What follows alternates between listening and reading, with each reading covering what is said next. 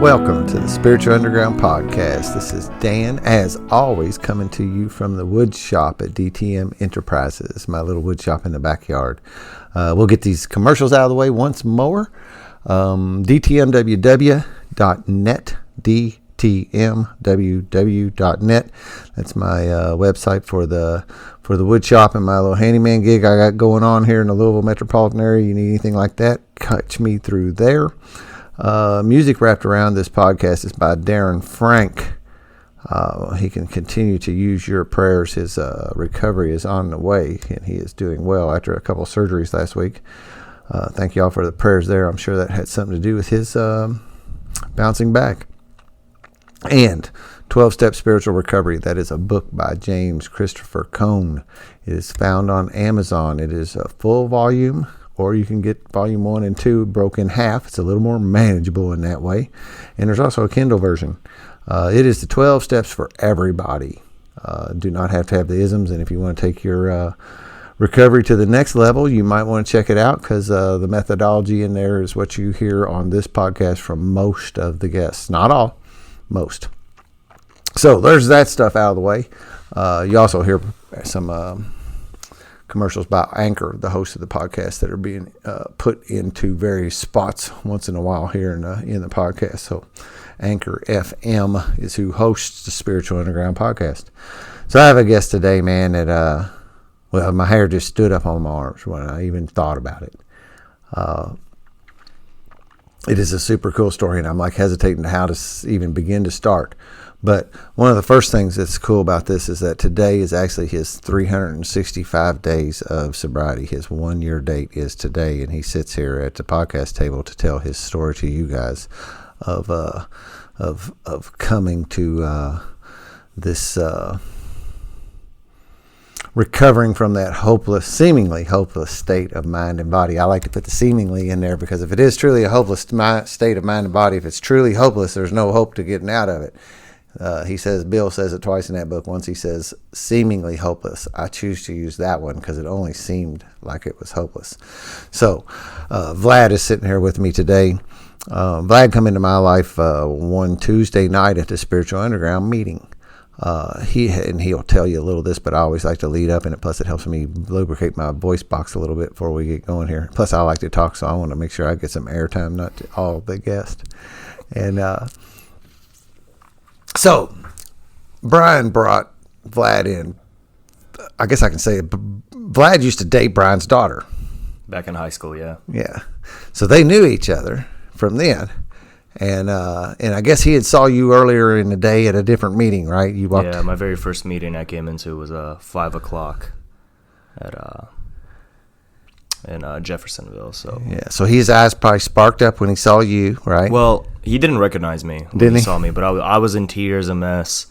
I could barely speak, and he's introducing himself. There's maybe like 6 people in that room. I have no idea what I just walked into. Like, this is my lowest point, right? And your very first AA meeting. My very first one, and he shakes his hand. Brian, I recognize him. I knew who it is. And I said, Vlad, and then he looks at me, and I'm like, yeah, Brian, that Vlad. So he gave me some paper to read, which I don't even remember which like one a reading was. Yeah, he gave me a reading. Yeah. And I struggled through that, like sobby, snotty, crying. Like, I struggled through that reading, and I sat through, and then he's like, let's go get some food. We got some dinner, and he's like, I got another meeting you need to come to. And I wanted to say no. I wanted to say no to dinner in the first place. Like, I haven't seen this guy in a long, long time. Like, I always liked him and looked up to him. But I just like, no, this is too much. This is too much right now. I wanted to say no, but he really didn't give me a choice. He's like, we're coming. I'm driving. Told you this is what we're doing. Yeah, pretty much. He got me to dinner, and he sat me in the car. And go ahead. I was just thinking, because you both celebrated 1 year last night, so he was on his first couple weeks of. It was from earlier in the month that he was in his first weeks of his another tribe, so 2 which is current celebrate. Yeah, so I mean, he probably was grabbing up a newcomer, knowing that tool was going to help him tonight, and he's like, all right, man, I got me a guy, and we're going to go stay sober for the rest of the evening anyway. Yeah. So he took you out to eat, and then he took you to Spiritual Underground. Yep. And like I said last night, and I know this is like catching up halfway in the middle of the story because I do want to go back and talk about some childhood stuff, but we was talking about how we ran into each other, and I remember that we were sitting in the meeting, and I just have an eye for names and faces and all that, and if you come in my meeting, when we do that thing that says anybody's new, I know everybody's new. And I look around, you didn't raise your hand, I know you ain't been here before, or if I have now. So there's a time when people would say, yeah, it's been a while since I've been here, and I could actually go with that, right, some time ago. Right. But like now when you say it's been a while since you've been here, I'm like, yeah, it has, because now I've been coming up on 5 years of coming to Spiritual Underground, and if you've been here a while back, and I don't remember, it's unusual because I'm wired to remember faces and names. So I see this dude sitting over there, man, and he looks like hell. But that's what we look like a lot of times coming into meetings, man. And you were just really dark looking. Your eyes were dark, your circles around your eyelids, kind of things like a raccoon kind of darkness. Oh, yeah. You look like a mess. You really weren't looking up much. When you said your name, we couldn't hear you. And it sounded like you said Brad or something. Obviously, I mean, we weren't ready for Vlad necessarily. Right. And so it went around, and I remember I was sitting with Chase, and another sponsor of mine, and I've heard Chase's story on here too. And I look over at Chase, and I nudge him, and I go, that dude looks bad. And Chase is smiling. He's going, yeah, man. And it just so happened that night I was giving away chips. Just happened to be, man. And like same kind of stuff as higher power gets in your life, the same way that you and Brian run into each other. There ain't no accidents in that shit. Yeah. There's no accidents. He grabbed you up, took you to Spiritual Underground. There wasn't no accident. I was giving away chips that night. And I just chilled, just right up my spine, just saying that, man. Yeah, no, for sure. Hair standing Today I can believe that. Absolutely. And, you didn't believe me when I first started teaching that shit. No. You were one of those wackos. Yeah. And I don't really remember exactly how it went. I know I saw you like the Thursday meeting, I think was the next time I saw you. Yeah, you invited me over, and I think I ran into you at said you're from New Albany, so why don't you come over to... Mm-hmm. Yeah, did we run into each other? I ran and you asked me, are you coming to that meeting? And you were like with your family or your daughter. Yeah, I think I had the kids with me at Kroger's, Yeah. And I was still like, I knew... Kind of like with Brian, you were wanting to say no, but... Yeah, I wanted to say no, but at the same time, I don't think I had any more choices or anything left. Into the road. Yeah. Jumping off spot. Yeah. And I don't remember when you asked me to sponsor you either, how all that come about, to be honest with you, exactly how. I do. Do you? Yeah. All right. I do. You want to tell that story? Let's go from there, and we'll circle back. Yeah, so a couple of guys from Spiritual Underground were messaging me or texting me, and I know I was calling Brian's sponsor, Kevin, a couple of times throughout my day at work because I just got a new promotion, and it was all so much at the time. Like I needed someone to talk to, and I wasn't sure how to ask someone to sponsor me. Right, that's the thing. You like, I gotta ask some guy to like. How do you get a sponsor? Right, you're asking. But it seems like you put so much more weight and pressure onto it. Like, well, it has to be like, and for some reason, I'm like can't be anyone with less than 1 year of sobriety and. It has to fit the bill somehow, right? So you were just messaging me, and everybody was telling me you need to get a sponsor. Like, that's what you need to do, right? And then I'm pretty sure I told you, like, I don't know how to pick one or anything. And you said you had an opening, and, like, how about can you be my temporary sponsor is what I asked you. It's a reasonable request. Right. And then I never asked you to stop being my temporary sponsor. Well, I really liked you from the beginning, and I liked your energy, and there was something about you with that. I mean, you were sufficiently beaten, and I knew that if you would just do what I told you to do, your life would change, man, and I really wanted that for you for some reason. There was something in my heart that wanted to give that to you. Yeah. I wanted to give it to everybody, right, that comes in and wants it. Mm-hmm. But that's maybe that where it draws a little bit of a distinction between you and some of the others is that you didn't necessarily want it. I mean, you wanted to be better, right? But there was this thing, there was a resistance for some time along it, and I kind of like, I don't know if it's, and it wasn't like you were fighting me. That wasn't it either. But there was just I don't know if I was fighting myself. There was a wall where you were just, wasn't necessarily a willing participant. Well, I mean, and they say willingness is an essential thing that you have to have, right? So I mean, you were willing enough to do the work. Just like I said last night, I listened to Kent C's story today because and I realized how much stuff I've drug out of that one talk that I do today about this. This is not a program, and some get it, some don't. It's a program, some do, and some don't. Yeah. He said in there, you must participate in your own recovery. In that talk, it's a lot of really cool stuff. It actually made me cry today, sitting out there. I'm tearing out a mailbox with a sledgehammer and this and I got tears running down my eyes listening to a damn speaker talk. But you still, like I said, we sat down and you were willing to do the work, and we did it week by week. Well, for selfish reasons too. Like I and as we get in my story, I can share more on that. But I was still trying to fix, manage, and control, and AA was a method for me to get what I wanted still. Yeah. Maybe I couldn't drink anymore, but I could still run my life in a way, well, I can still have what I want. I just need to do this, right? So I didn't really, I mean, alcoholism runs deep in my family. I've seen my father and my grandfather, like, scandals after scandal. Growing up, it has been embedded in my life. And I just kept thinking of, I always compared it as, like, I'm not there yet, so I'm still okay. And that was the main thing. And I didn't think, like you shared yesterday, I wasn't sure if I was at my bottom, and that was the case. I didn't know if I had enough or if my low was as low. Yeah, there was a number of times that you questioned, that, man, I'm not as bad as everybody else. I'm going to these other meetings, man, and these people got this, these they had shit going on. Yeah. Like, compared to them, I was okay. And that kind of, like, at the same time gave me, like, well, maybe you are okay, right? Maybe this isn't as bad as you think it is. Well, that says, that's the quote, that line out of the book last night, no matter how far down the scale, and you don't have to go all the way down. That's the whole premise behind, like, TSSR, too, is that, people don't have to necessarily be complete lost cause type deals to benefit from using these tools. And that's another reason why, I mean, that really did, it shined some light. I keep on having, whatever. I will blame higher power putting awesome people in my life and that are teaching me different stories, different ways. Quentin is one of them. I didn't think I could sponsor a homeless dude. I didn't know how I would do that. Yeah. You frankly didn't have that awful much bad shit happen to you. And, I guess not. And I say that to people, I go, hey, one of my first questions to a lot of people is, what happened?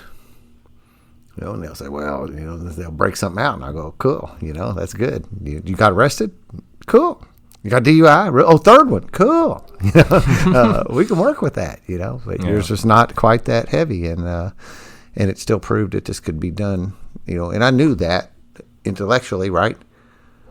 I'd seen other stories, but to have like proof positive standing in front of me kind of thing where I actually get to be an active participant in that happening. And proved to me once again that that this stuff works. I don't really know if like DUIs or this or that would have really got my attention as what got my attention. Or maybe that's just what I'm saying to myself. But I feel like my higher power has a sense of humor, and he knew how to get my attention, and my attention was there. So that was again this thing, and I will wait till later because we'll wrap up with some of that talk because we'll jump into there. So talk a little bit about how you grew up and like what it was like because you have a fascinating story of early childhood. And, yeah. So as my name suggests, I'm an immigrant. I moved from Siberia, Tomsk, Siberia, when I was 10 years old. So that's where I was born and grew up. But every summer, I spent my summers in Uzbekistan. And actually, my first 2 years after I was born, I spent in Uzbekistan, which is its own country now, but it used to be an old Soviet satellite. So during the Soviet Union, a lot of families would move out to different Soviet satellite countries. Like new factories were built, jobs were there. They would move, Russification as they called it. So my grandmother was born there. My mom, my dad were both born there, even though we're Russian, right? They were born in Uzbekistan. So that's where I spent a lot of my childhoods, my summers. That's where my parents grew up, met each other. They lived like in big Soviet block buildings, right? Not hallways, I don't know, like just in the same big building, just like in a different hall type area. So they knew each other their whole lives. Kind of like, actually not high school sweethearts, because my mom was older by a year than my dad, and I didn't know that for a long time actually. So he chased older than him. But yeah, all my life, alcoholism is big, especially in Russia. Like we're that's a stereotype of us. We're it is. Yeah, alcoholic. Yeah, specifically vodka, right? That's the stereotypical. Yeah, that's disgusting. I grew up here. I would like to say I drank bourbon, and I did, and craft beer. But the stereotypical Russian alcoholic is a vodka drinker. Right? Well, really, a stereotypical alcoholic will not choose what he's drinking, right? It doesn't really fucking matter. Did we cuss? Yeah, we cuss. We fucking cuss in this anytime we want to. Most of them, like I actually marked. I didn't the other day when we had Don was in the studio. We didn't cuss that day. And I didn't mark that one explicit. I didn't have to. I had to think, and I was like, no, I think I'm pretty safe not marking that explicit. But all the rest of the Spiritual Underground podcasts are marked explicit because I'm not sure if we cussed or not, but I'm pretty sure we did. That represents that's our deal. Home group anyway, and us in general. I mean, it's not our deal, but we just don't give a fuck about what we say, man. I'm not going to stand around and sanitize everything just so that everybody feels better about it. Right. But my parents got divorced. Actually, I guess they got married because I was in the picture, right? My mom was pregnant with me. They got married. They moved to Siberia, had a little house. Everything was going great. I was born. My father little house on the Siberian. Yeah, like in the countryside. My mom. Let's see, I think it was 2 months old. I was 2 months old, and my dad was heavy drinking. He was already heavy drinking since high school. Like, my grandma told me some stories about him stealing a car, crashing it. And obviously, these stories are ones you've been told. You obviously don't. So, I don't know. Yeah, absolutely. That's another thing. I don't know, like, the absolute truth either of it. It's, like, bits and pieces that I get from different family members. Yeah. So, they got split up. They split up when I was about 2 months old. So my dad was never in the picture, right? And so I'd get to see him here or there, not too often. Majority of my growing up was waiting around for my dad to come pick me up when he said he would, right? Classic alcoholic father not present. And sometimes he might show up, pissed drunk, right? To where my mom, of course, wouldn't let me go anywhere with him, and I would just get angry and like, why can't I go? I don't understand, right? I just want to see my dad, right? So yeah, that was my growing up, and then about when we were 10, we immigrated here, and we were looking for a better life, and America from the other side. Where was the place you told me one time where your bed was in the kitchen? Oh yeah, so we were extremely poor, but was that in Russia? That was in Russia. That was my mom and her boyfriend's apartment, which I knew this guy. I guess I considered him my uncle because I grew up with him too, right? They were together for a long time until we moved. But it was like, you would say like a 2-bedroom apartment. This was a 2-room apartment. This is like, you come in a hallway and it splits off. One side is a small kitchen and one side is like a living room / sleeping area, which they had their room there. And mine was in a kitchen, and I had this fold out like chair, lazy boy type thing that would fold out into a cot. And that was my room. Almost like I had a bed, like a couch, but it was more like a chair that would fold out. Yeah, it wasn't even a couch. It was it was a chair, interesting. So, we grew up, and I really didn't consider us poor until a moment where we had to house sit for some of my mom's friends, and I actually remember this for some reason. And I looked at my mom and I asked her, "Why are we poor?" And I think that struck a big nerve with her, and I think that maybe that premonited to move here for a better opportunity, right, or something like that. But there's because they had a lot more, and it was very evident. Like Legos was a big thing. Like I still love Legos, right, because you couldn't have them, right? They were so expensive, like in Russia, and you couldn't find them too. Post-Soviet Union, you couldn't find shit, man. Maybe some black market stuff, and you really had to haggle your way. You could get some Chinese Legos that would break on you, and they sucked ass. But I remember, like, I actually had, like, one box of... I looked up the little set. I don't know why that was important, but I remember that was, like, my first, like, toy I really wanted. And, like, it was really cool. But... Legos are pretty hardy. The real ones are pretty hardy. Yeah, I mean, their The cheap ones Legos are split out at the Do you know that joints Lego and stuff started like off that. as wooden blocks? By the way, I don't know if this is important, but Yeah. yeah. So I didn't know anyway, that. so yeah, then we immigrated here. My stepdad is from like this area. Who was a pharmacist. He's retired now, and we moved here.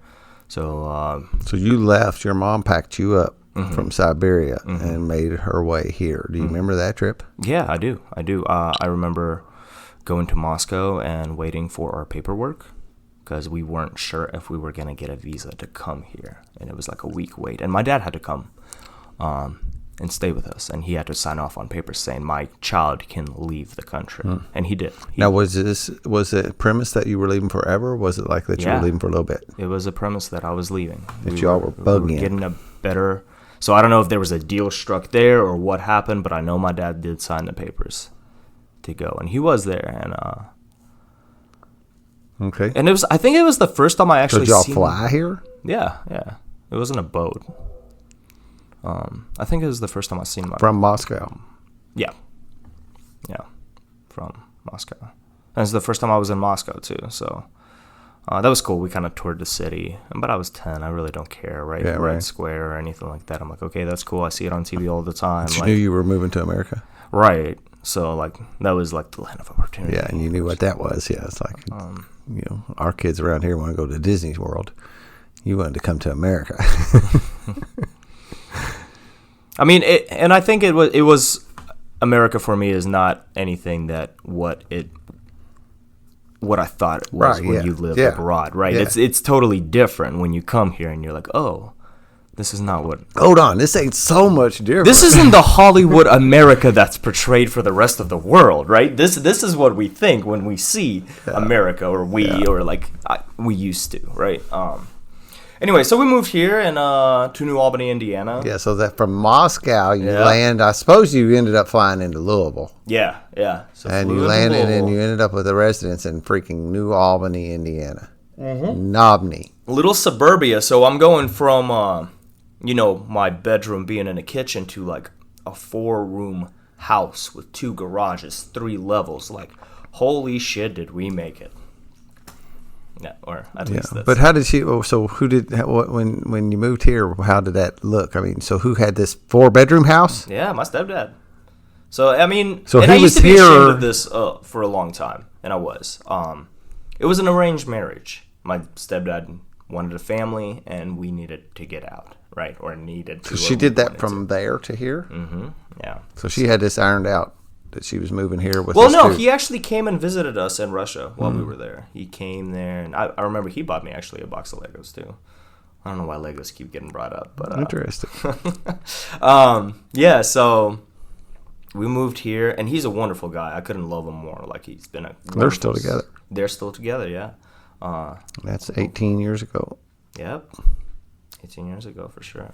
Love him very much. He's a great human being, and he's been very supportive, and he never really tried to be my dad, and I would like to meet him.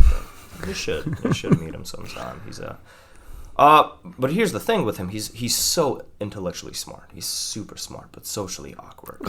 Like, absolutely. What are you saying about me? Well, I mean, I don't know, man. You're very likable, so maybe you're not all there. That's not true. Everybody loves you, and you know that. Yeah, thank you. But yeah, he's a great guy, and it wasn't very hands-on, and he was always hands-off. And me and my mom would fight a lot, and he was always hands-off, and I think I resented him a little bit. Even if I thought I was right or something, or I wanted him to take my side, he never would. Yeah, get in the game, buddy. Yeah, so anyway, so yeah, we're here. Grew up here, went to a New Albany high school. I was a dork. I was You an were 10 outcast. and you went to some elementary school here first. Yeah. So first I actually had to go learn English because I had no English to, like, you're going to school next year in fourth don't grade. speak Fourth the grade, language. yeah. Right, so I'm getting thrown Those into are the kind fourth of details grade. I want to get into. you know? Okay. So I had to learn English. I don't know why, that just fascinates me, and we never really have delved into some. I mean, I've heard pieces Yeah, I of it guess as we most talk, people like but hear me talk. They assume I was born here. They don't think I actually immigrated here at an early age. But So the first thing you did, you got here and you had to go learn English. yeah, I before you remember could go the to neighborhood kids wanted to like. I don't know what they were asking, but I thought they asked where I lived. So I kept pointing at my house, like I live there. Like that's all I know. They're trying to communicate with me, right? And I actually got into a lot of trouble in the neighborhood for some cultural differences too. I beat the shit out of a bully because he was a bully, right? And then it turned out it looked like I was the bully because this kid was awful, spitting and like just. And this is a little bit into like a year maybe in me being here one summer and in Russia, you don't tattletale. That's a bad thing. It's frowned upon, right? So if you have issues, you punch first, figure it out later. Yeah, it's not a lot different here for kids anyway. Well, yeah, absolutely. And that's how I grew up. So that my first reaction was throw a punch, figure it out later. Especially, I don't know the language, too. I don't know if you're insulting me. I'm feeling threatened. I'm going to hit. So I was in trouble a lot So I went to Slate Run. I was in trouble a lot, in the office a lot. They made me like eat a lunches. stone's throw from here. Yeah, exactly. People that live just across the street from here to go to Slate Run. Yeah, so my house is not too far away from here too. My parents' house. Where was it? Melwood Drive, right there. Yeah. So I grew up there. I went to Slate Run, and I was in trouble a lot. I couldn't. I lived at the spell corner for of Linwood shit. and Brookwood for a while. Did you? Yeah, for 11 years or something. Like down that way? Linwood goes back towards Melwood. Yeah. And this is more details than most people, unless they're New Albanians, they wouldn't know. So, right. I lived over on the corner of Linwood and Brookwood. It comes down and tees in and turns right on Brookwood. And that wraps around. Yeah, all the woods in there, yeah. Melwood. That was There's an old Melwood and a new Melwood. So I'm on the loop. The loop is what we call New Melwood. Yeah. Yeah, which it ain't really new anymore, but it's newer. Right, so I was there. That's where I grew up. Yeah, so there's a really good chance you were living there while I was living there. There is a chance of that. Yeah. This would have been like there may be a chance I was we moved there in 96. And moved out. 98, 96, in 2008. Oh yeah, absolutely. So we moved 2001, and I grew up there. So yeah, so we used to walk the dog through there and all that kind of shit. I was there. I was a little hooligan on a bicycle. Interesting. So the fights and the yeah. So at an early age, I didn't understand a lot of the culture thing. I was culturally brought up to do something different or behave differently. So I was in the office a lot. I didn't apply myself. I don't know if I have ADHD or whatever the fuck you want to call it. I had trouble focusing. So even I didn't know English that well. So a lot of it got blown over to me not knowing English or not understanding. I don't know if there's anything more to that. I never delved into that. But so they would make me eat lunches in the office a lot. Oh, yeah? In Slate Run, yeah. I couldn't spell for shit. I still can't. It's hard. It's hard to spell in English. It is. There's some letters that don't belong in a word, okay? And your writing is so itty-bitty kind of. I mean, I have a lot of trouble reading your writing. Yeah, it is. So, yeah, I was in trouble a lot, and I was a dorky kid. Like, I didn't understand a lot of things. And then I went junior high school. I always wanted to be cool and popular. And, like, I just wasn't. I was in a band. I played Magic the Gathering in the hallways. I did, like, all the uncool things. All the things that would make you uncool, yeah. I liked, and I did those. And I actually figured that out, though. I figured that out. And I had a plan of how to become popular in high school, right? Oh, yeah? I have a plan. Those are famous alcoholic words. I have a plan. I was fixed managing controlling at an early age before alcohol ever touched my lips. So it was, two different schools conversion into one school. It was going to be brand new people. I don't have a label. I grew out my hair, got contacts, and I joined the football team. All of those things, I started getting invited to parties. Transformational, man. It was different. In high school, I wasn't a dork anymore. I was known as the foreign kid with long hair that really would probably pick a fight with a teacher for no reason. And I was like the troublemaker, class clown. I craved that attention. And I could see that now more so. I was also an artsy kid. So I really excelled in art and anything. Like I was in honors program. Like And it was really cool. Like, all the art teachers really liked me, and the art wing was my wing. That's where I could go escape and not really, like, the rest of the school. Like, it wasn't that it was hard. It was just, it didn't interest me. It didn't. Like, I didn't care. Like, I was more concerned about that cute girl over there, or this cute girl over here, or the party that's going to happen, or what these people think of me, or do I have to fight that guy? Like, those are pretty typical school age problems. Right, like basic high school stuff. But grades. So I didn't. Art is fun. The fun stuff is fun. Yeah. Whatever that fun is for you, whether if the fun for you was football or baseball or whatever it was. I didn't care about football. But for anybody, we had our different stuff. Is what my point is, and yours was art. Yeah, and that's the way I expressed myself, and so I never got any support on that from my parents, for my mom especially, because my dad was an artist, and she always would tell me, "You'll make no money with that, and you'll never be happy." Isn't that interesting? Yeah, isn't it? It's the TSSR premise, that we let these other people tell us what we could do, and that's the thing. We grew up with that condition. Everybody has something like, hey, what do you want? Kids have these grand dreams to do this stuff that actually fits into their heart. Right. And the grown-ups say, you can't do that. Don't be silly. You can't make no money doing that. Right. It's unrealistic. They step on our spirit. Yeah, man. Yeah, so... they don't mean to necessarily. That's not their point. They would, if any of them was quizzed, they would say they was looking out for your better, for your betterment. And so... Keep on talking. Yeah, so...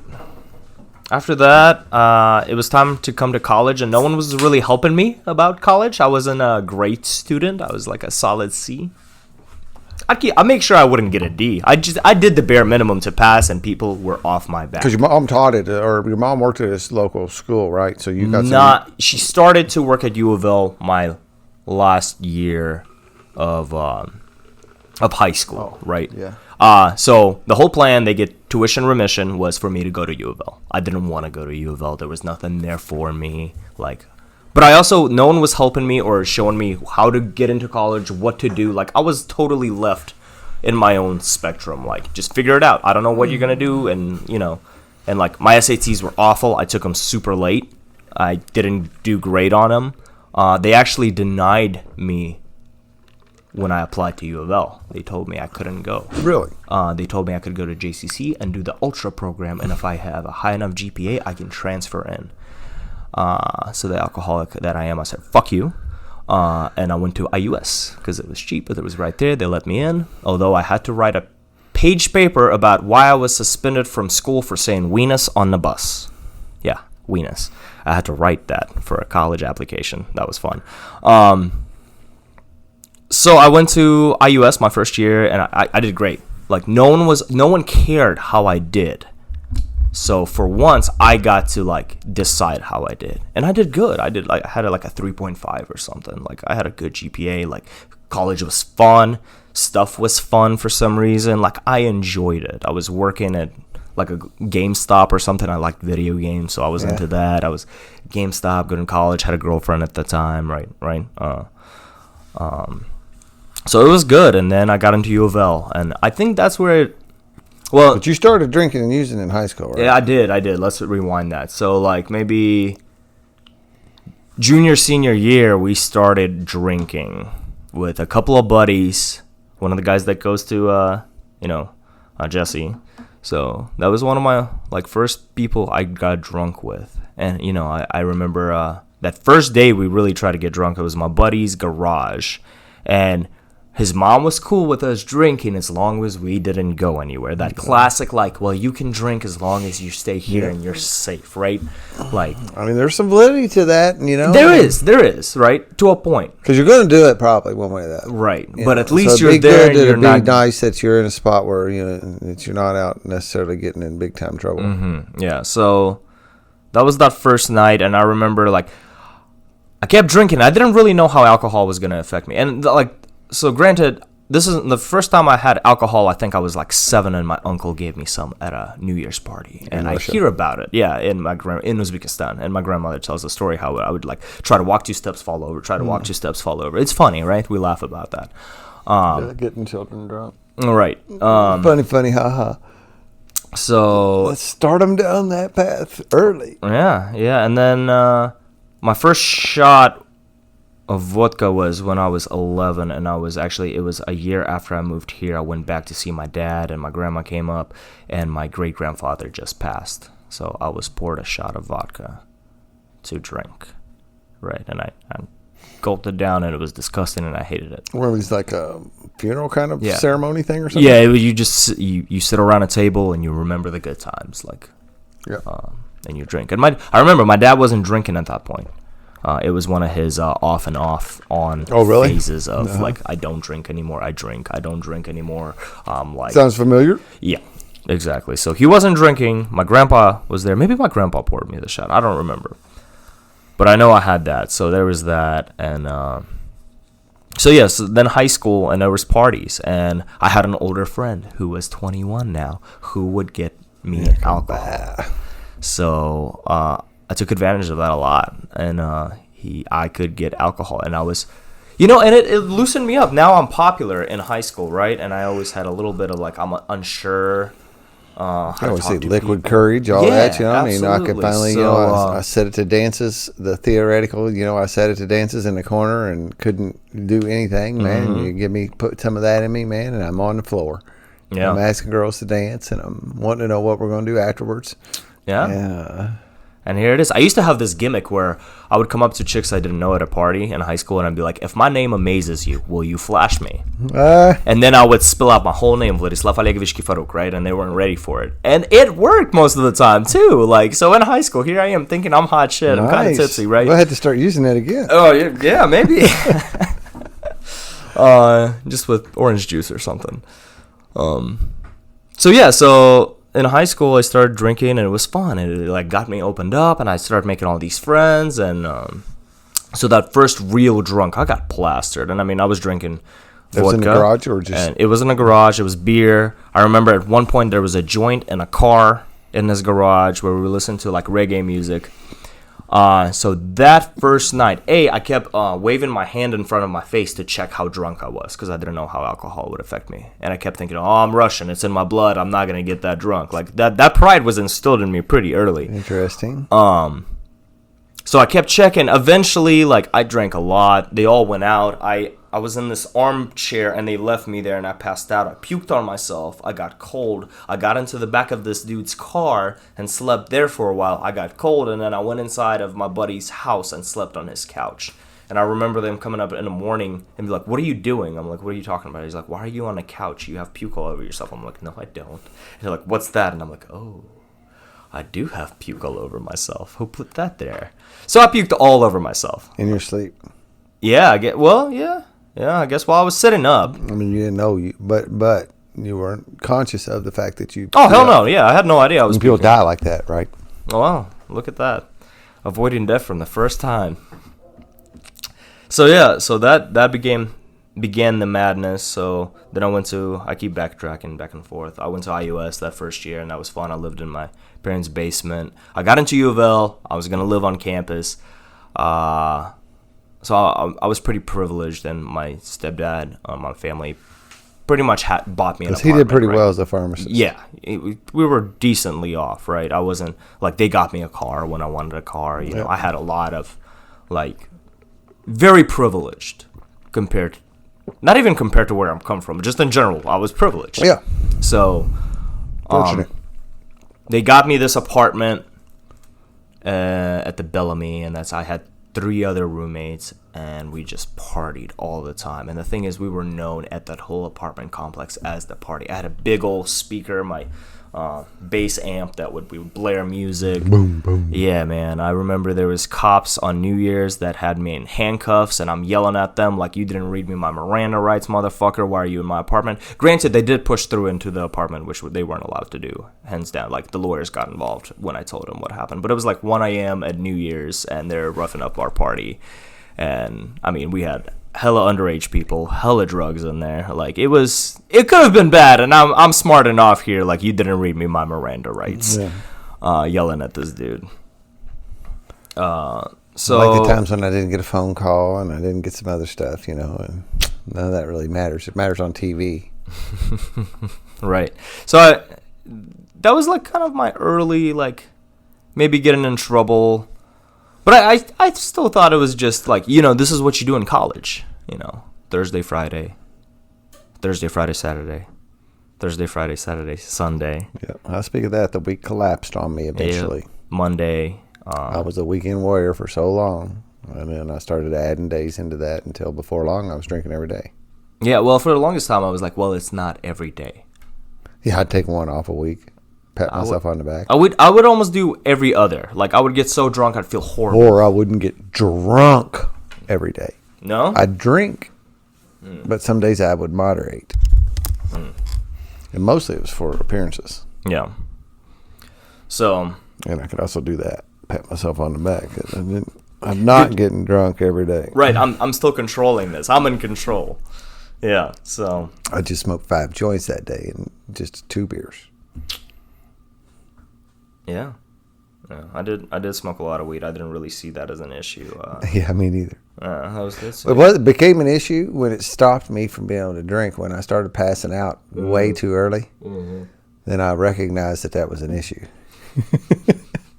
It was stopping me from drinking the way I wanted to drink. Yeah. I remember I actually counted the days, like, how we have so many days sober. I remember when I first started smoking weed, I was like, I smoked weed 12 days in a row. Like I'm such a badass. Until it, like, blurred into, like, I don't remember the last time I wasn't high. Yeah. Like, and I didn't see that as... If I didn't get high today, it wasn't because I chose not to. It's because I was out and couldn't find anything. Oh, there's so many resin scrapes. Like, we'll scrape the bowl. Let's get something. Yeah. A couple years into sobriety, I found a 35 millimeter can in my closet with a bud in it. Really? A couple years in. How'd that feel? I had absolutely no desire to do anything with it. I still have my grinder. Still meaning to give that away. I just haven't done that yet. I did give away my glassware though, but I cleaned it and give it to like people I know smoke. I didn't want to throw it out. I didn't. Yeah. I know one of my friends in the recovery room suggested I throw it off the bridge. I'm like, I'm not Muhammad Ali. I don't need to be throwing things in the river. Yeah. So college, it's all going good, and it's just a debacle of butchered relationships with women. This is becoming an issue. There was a best friend's cousin that I had things with, and then it was her sister that I had things with, and then that all blew up in my face. And then there was this chick from Wales that I had a thing with, and that all blew up in my face because I would just get that fucking plastered. And it really didn't work out for me. And I was never secure, and I couldn't feel okay, and I needed to have some drink just to be able to have a conversation. Yeah. And there were some other things that playing into it, too, that I'm not even that conscious about until I did some step work on it that came up. But so, yeah, I'm just drinking. I'm going along. I'm thinking I'm okay. And I go through these roller coasters. I'm not okay. I'm depressed. I'm miserable. I'm super high. I love it. Everything's great. I'm kicking ass. So I'm at U of L. I have no idea what I want to do. Took a couple of business classes. I'm like, oh, this shit is easy. I get this. So I become a business major. Graduated with a marketing degree. I was in class high most of the time. I learned to network very well. I hope U of L doesn't hear this and like revoke my, hey, you know what? Give that diploma back. You don't get this. Yeah, they're gonna have to go find a lot of people if they're gonna start revoking. Anyway, so business school taught me how to network, and I did that well enough. And like I said, I got through. I did fine. I didn't have a horrible GPA. I was in class high a lot. There was a lot of school projects. I could talk in front of people. I graduated. I could never talk in front of people, man. Really? Never. Not until now. Yeah. Not until now. Until I'm recovery. Yeah. Because I could, knowing you just in recovery, I couldn't imagine that about you, right? And somebody was talking to somebody today, a new guy, Your TSSR guy, and he was talking about how much trouble he has communicating with people, and he was saying that to me, about like, well, I'm not like you, and I wasn't like this in the beginning, man. Yeah. But go ahead. I don't mean to sidetrack that. No, it's all good. Just trying to remember. So you're networking, you're doing good with talking in front of people. That obviously is a right. So another debacle. It's a skill that helps everything. I mean, to be able to. It's what that does is it shows confidence, and people gravitate to it, and it's also a momentum builder. So that when you can be confident in front of people, I mean, I've seen it happen with my recovery. Is that I get a little confidence, people see it, they pet my confidence and tell me how good I did, so then I'm better at it next time. And so, I think another relationship goes bad with the Wales girl. I was really in love. A good friend of mine actually. But she's local. She's just another immigrant. No, she was here for just a year. Or what? So she was like an internship type of thing. Oh, intern. Yeah. Just met her through their apartment complex. She came to a couple of parties. Great girl, and we would stay up to like maybe 4 a.m. just talking. Right. Had a very awesome spiritual connection with her. Anyway, that doesn't go well. I get super depressed. I'm like, what is my next thing? What do I need to do? I go abroad. U of L gives me $6,000. They're like, go test out this new college we never been to before. You'll be our pilot student. We'll give you $6,000. I already don't have to pay anything, so I'm going to Germany for free. Nice. Everything is paid for. I got like a stipend. Every month I get 500 euros. Like, all is good. So I go there. It's a pass-fail course. There's 78 students from 18 different countries. Like, this was a party semester. Like, all we did was party. There was Frühlingsfest, which is like beer fest, but in the spring in Stuttgart. 45-minute train ride from where I live. I got so plastered there that I blacked out. I completely lost my group of people I went there with.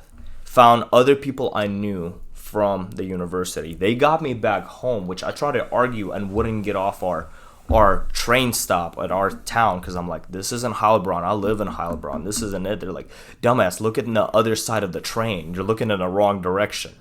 Got on a bus, start hiccuping really loud. Like when I get really drunk, like I get like those bad ones. I hate that, man. I'd always have to keep something around. Right. Well, like they would just happen. I wouldn't throw up, but this guy kept pestering me on the bus. It's like 100 euros if you throw up. 100 euros. I'm like, I won't throw up, and I'm getting aggressive. I'm like, fuck off, motherfucker. I'm not gonna throw up. Like, leave me alone. Like, right? And he won't. Like, so I just get off the bus, and luckily it's like a stop away from where I live. I wake up in the morning, bunch of messages on my Facebook, like, where are you? What happened? We waited 2 hours for you. So this other group, like, lost me. Waited for me 2 hours on the train. Thought I was in like, Stuttgart prison somewhere. I was fine. I was home. I was sleeping. So, and there was a lot of, there was the time my roommates took me to a nightclub. And my two German roommates, they were drinkers. I mean, we really got along. Because we partied, and they took me to this club, and I didn't want to go, and I was already too plastered. They didn't want to let me in. And first thing I do when I get in there, I start looking for Molly. I ask everybody, including the bouncer that didn't want to let me in, if he has any. You got some? So they escort me out very kindly.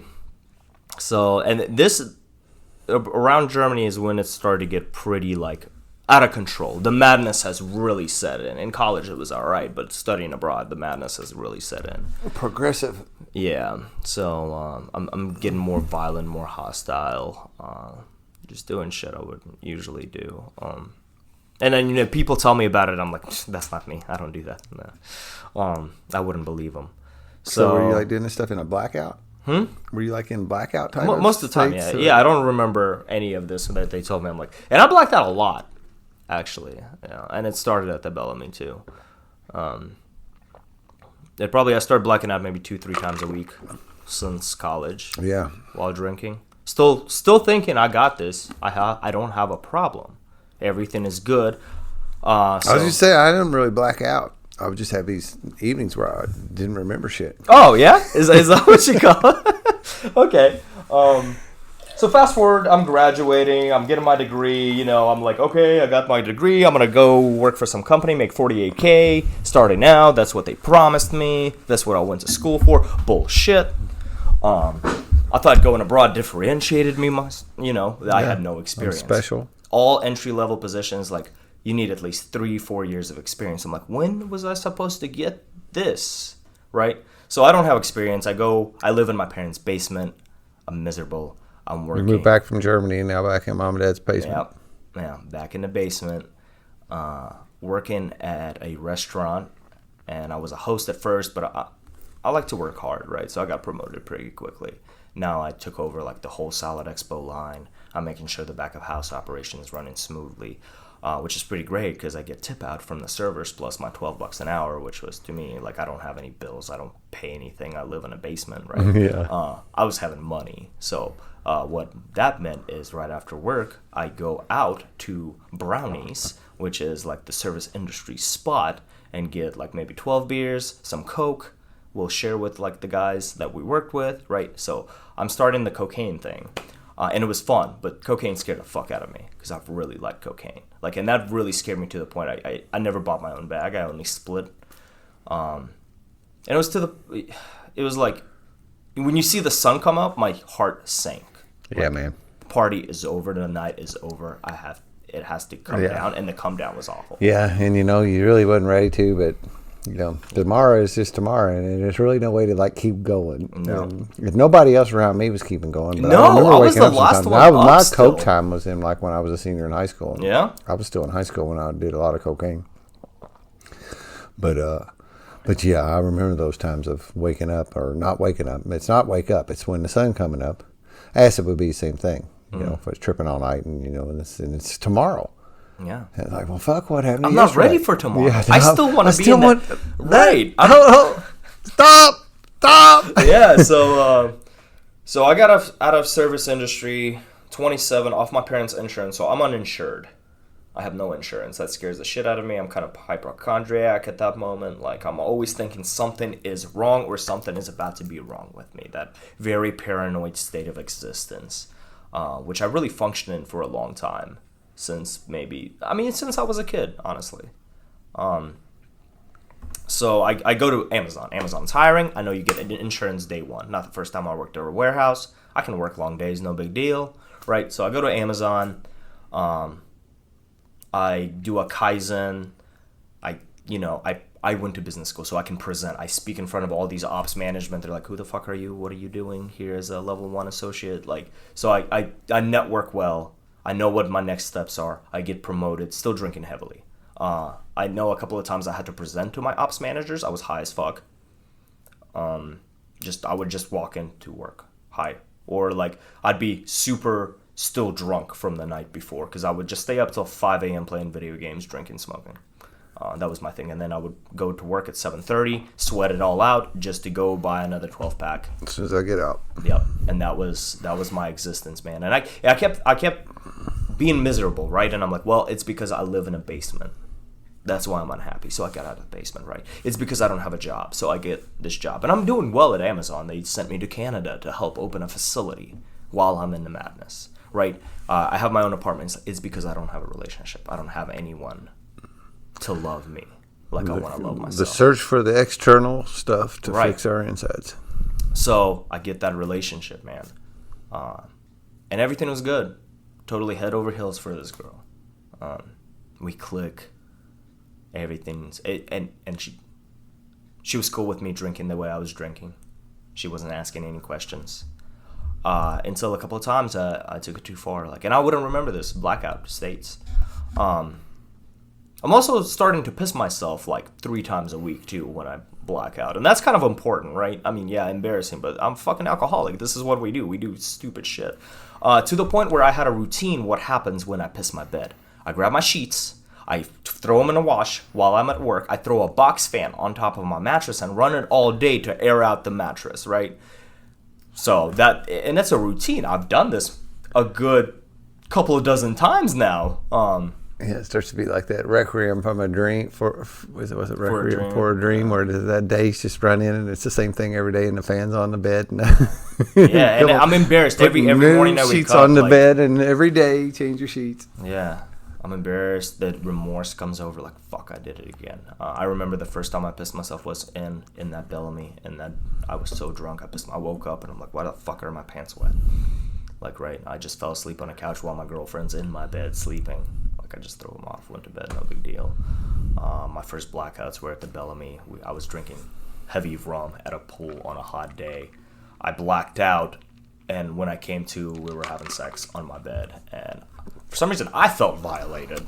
I'm sure I started the whole What are you doing thing. to me? No, for reals. Like, I was not okay with that for like a couple of weeks, which is hilarious looking back at that. So it really spiraled out of control, but I still got it. I don't have a problem. I kept comparing my level of alcoholism to my dad's or my grandfather's, my uncles. Like, I've seen the madness, the throwing plates, the legit traumatic. The time my dad beat up my sister's mom, not my mom, right in front of us while I held my baby sister as he's beating the shit out of her. And maybe I think I was 8 years old, right? And we talk about that light going out.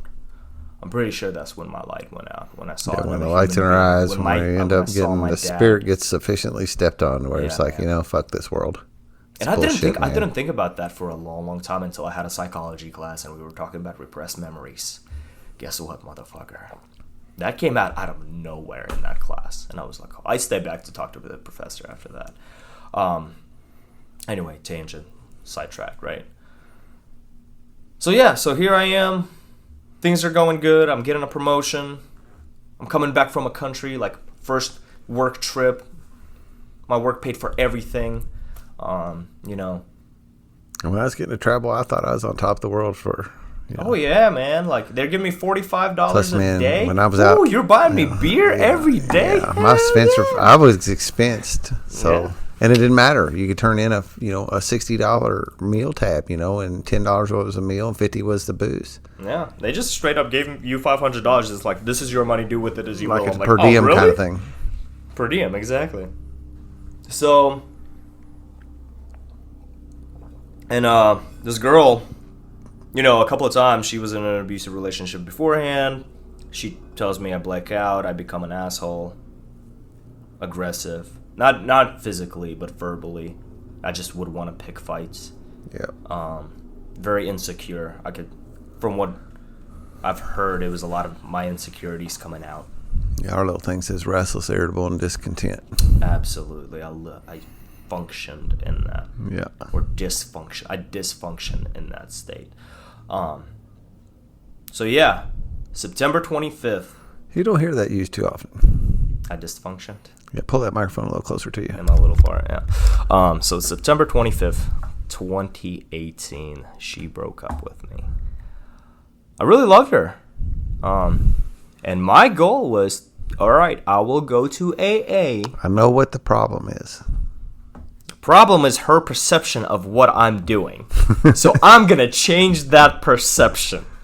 So I go to AA, but I'm pretty beaten down because, like, I always told myself I will never be like my father. Just putting my foot through the door of an AA meeting really hurt. Yeah. Really hurt myself. So did you just because this is 1 year ago today? 1 year ago. So how did you find an AA meeting? I just Googled it. You Googled it. It was the closest one to my apartment. Yeah. So you 5 p.m. like what, Jeffersonville AA or something, or Alcoholics Anonymous, and then popped up and it fed you a meeting here. Yep.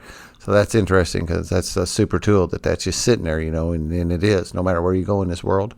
Yeah. I mean, I found a meeting in Japan. I found meetings in Thailand. I've been every place I've been able to Google Alcoholics Anonymous and find a meeting. Yeah, I mean, it's wonderful, like the technology we have at our fingertips that we wouldn't have. Like, right, it'd be a directory or knowing someone But the funny thing is, maybe like a month before I started dating this girl, I was talking to my friend who was there last night, right? My old friend from junior high, and I told her, I'm like, if I can go a week without drinking, I think I need to go to AA. So this was already a thing. Like, it was already on the back of my mind. Yeah.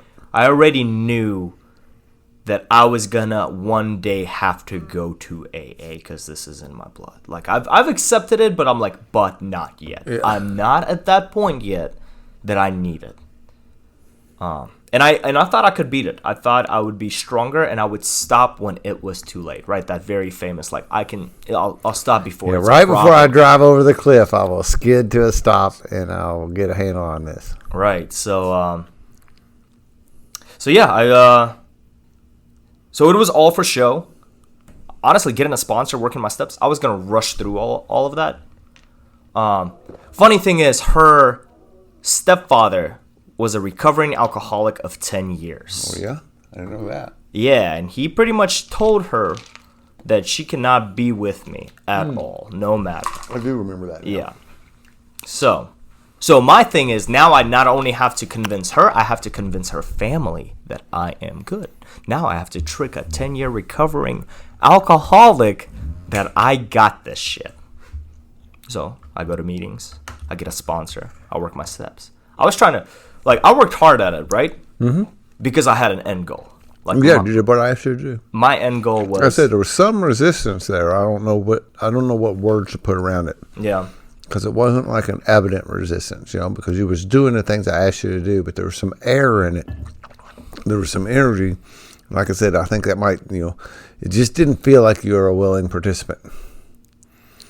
You were doing I was a everything. Participant. I wasn't willing. Yeah, I wasn't happy about the situation. It's really hard to put my finger on that and to put a verbal description about what that was back then. But I knew there was something like there was a wall somewhere. But I saw you meeting after meeting. You called me every day. You did the work between, I sponsor by assignment. I'm going to give you assignment week to week. I expect you to have your assignment done week to week.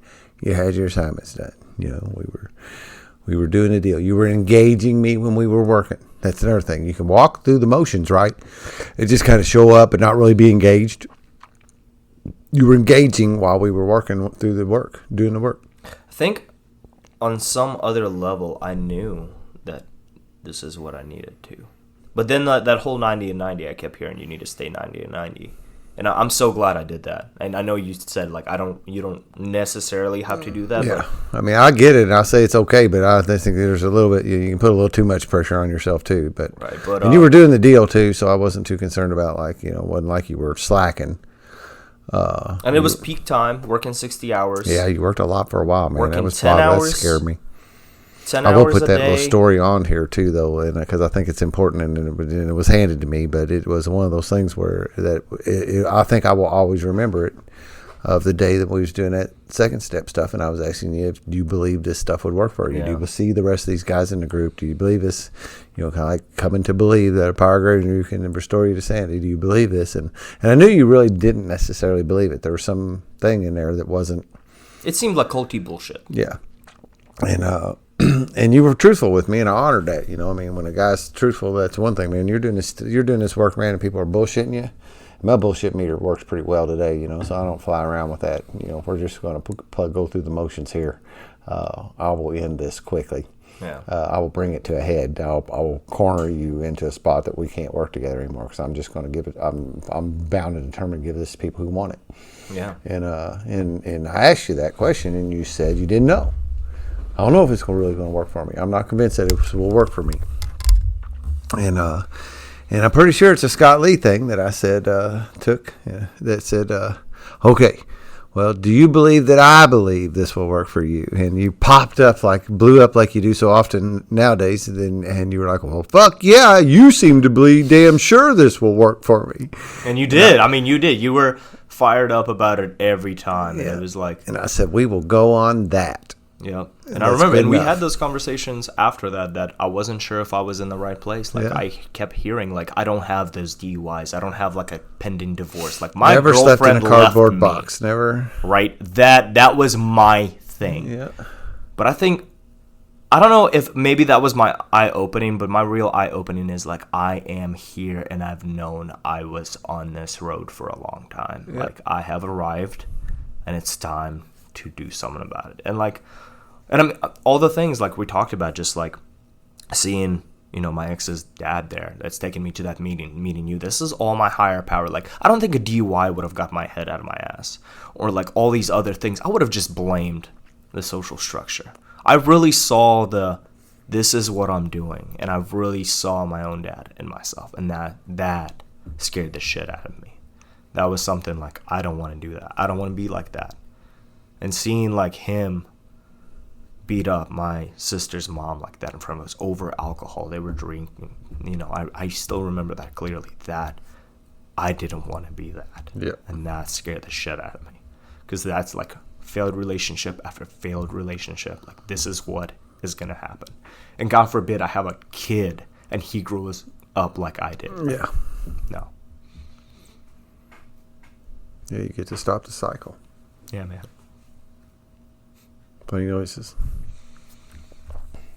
So, yeah, we started doing a deal. And, you know, I for a long time, I think I was talking to a friend, and he's like, when did it start working for you? And it worked gradually, right? You don't really realize. Like, at first, it was just like, I just have to stay sober right now in this moment. And I work with my ex, and she was around, and, like, that whole energy was Yeah, right, man. Like, it was every day, man. It was every day, and man. You'd call me, and you'd be outside, you know, and at work, you know, and you'd call me, and, like, I just ran into her. Right, and it was awful. It was awful. It was gut-wrenching. I could hear it, yeah. And not only that, I have to, like... But you used the tools, you know, that's the other thing. You kept on... You would call me, and like, you'd actually tell me about it. A little bit more of these God miracles, right? Like, I'm working...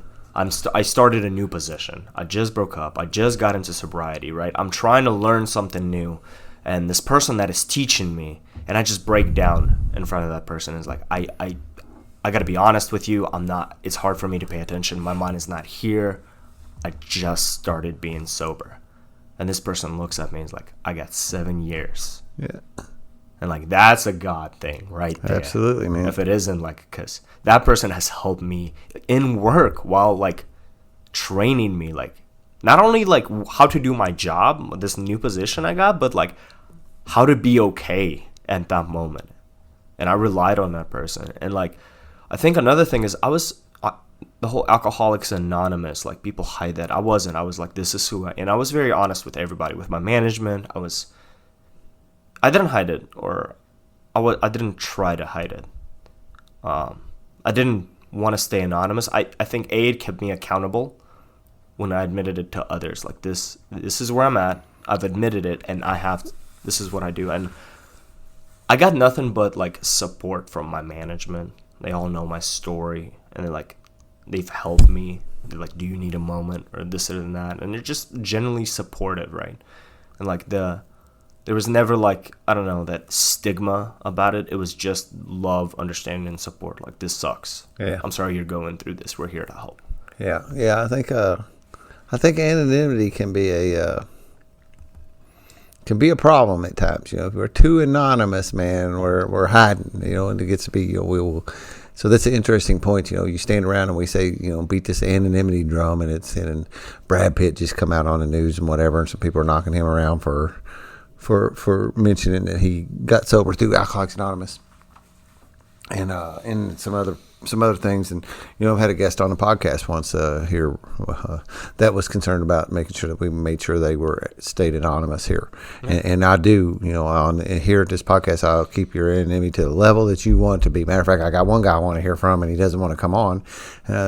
We can make you a pseudonym, man. All right. Your story is too good. So then we would turn around and we say we're only as sick as our secrets. Yeah. You know, and you go, hold on a minute. If I'm keeping this thing all under wraps, isn't that a lot like a secret that I'm hiding? And I lean on my lack of anonymity as a big piece of accountability in my recovery. You know, it helped not being anonymous helps keep me sober today. Yeah, I absolutely agree with it. And I think that was another reason I was so drawn to you, because you didn't hide that. And it didn't seem like you hid it. You know, when we were talking, and you were like, oh, yeah, my work knows. Like, this is where I went through. And I've heard your story, and, like, it's an incredible story, too. And I don't know, it's just, I think that helped. And, I mean, you know, you got me into yoga and that whole thing, like that whole physical aspect of sobriety, it's been just as important. The yoga part has been just as important in my I wouldn't feel so good that I feel right now or today, right? Or because it's just another tool that I can use, that I can, like, go and meditate and have, like, I don't know, we talk about meditation a lot, and it's just it taught me really what meditation can be for me. There's a little paragraph in the book when we talk about the yoga, and I think this is in the doctor's opinion, but I had to look it up. I don't have it quoted here, but it does say this. It says, in this statement, he confirms what we who have suffered alcoholic torture must believe, that the body of the alcoholic is quite as abnormal as his mind. It did not satisfy us to be told that we could not control our drinking just because we were maladjusted to life, that we were in full flight from reality, or outright mental defectives. These things were true to some extent.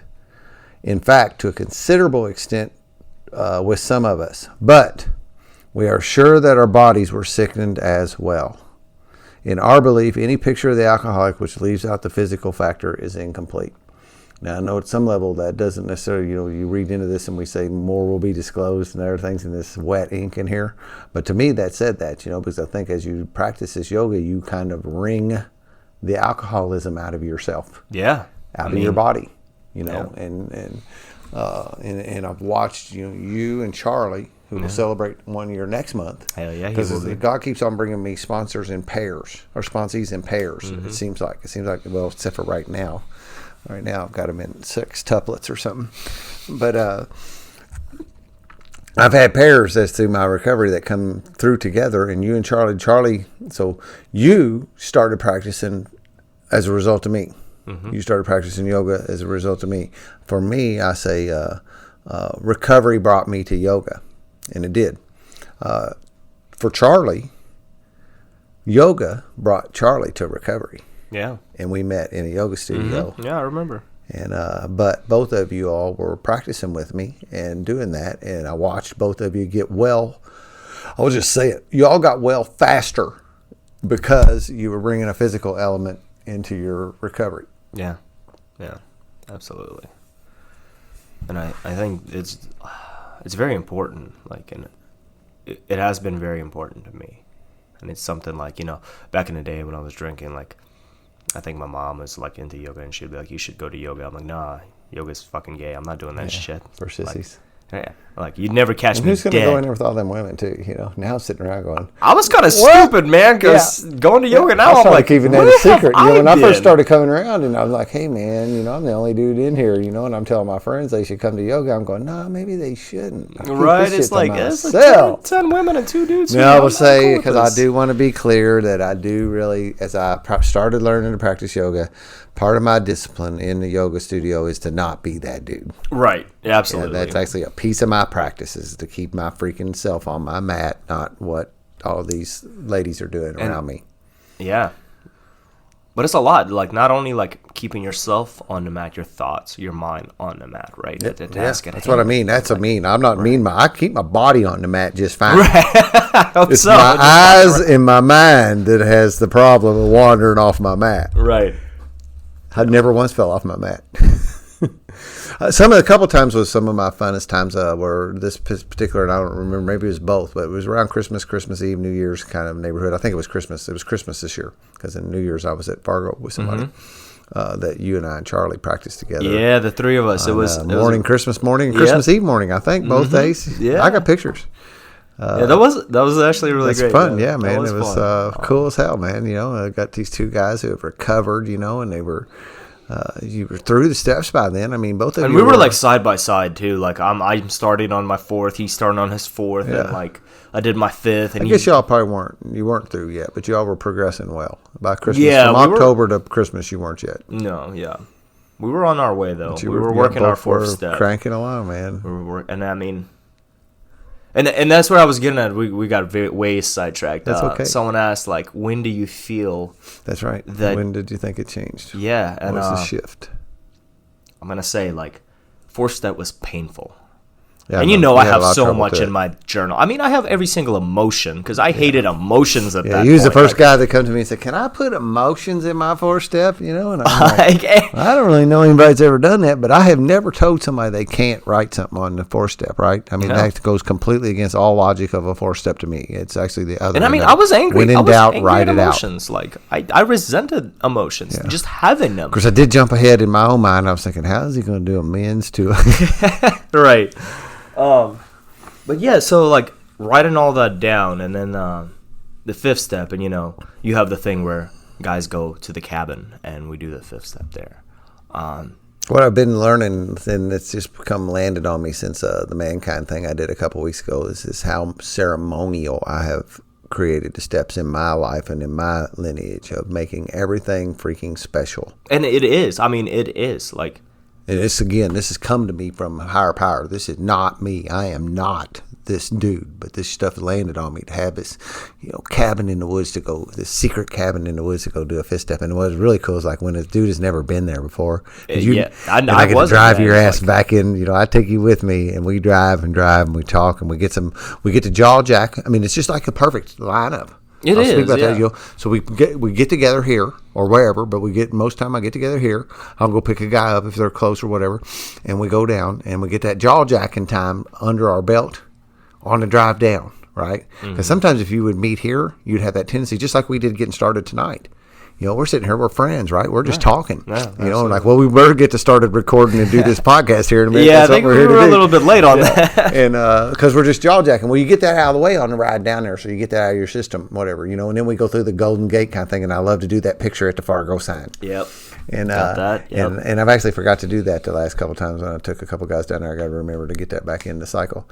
And we drive down there, and then we stop and we go through the gate, the orange barrel, the gate, and drive back down that driveway, man, and back to that cabin in the woods. And either most of the time I either got to cool it down or heat it up, according to what time of year it is. And it was cold, and we had to heat it up, and it was perfect, man. It really was. Doesn't take long.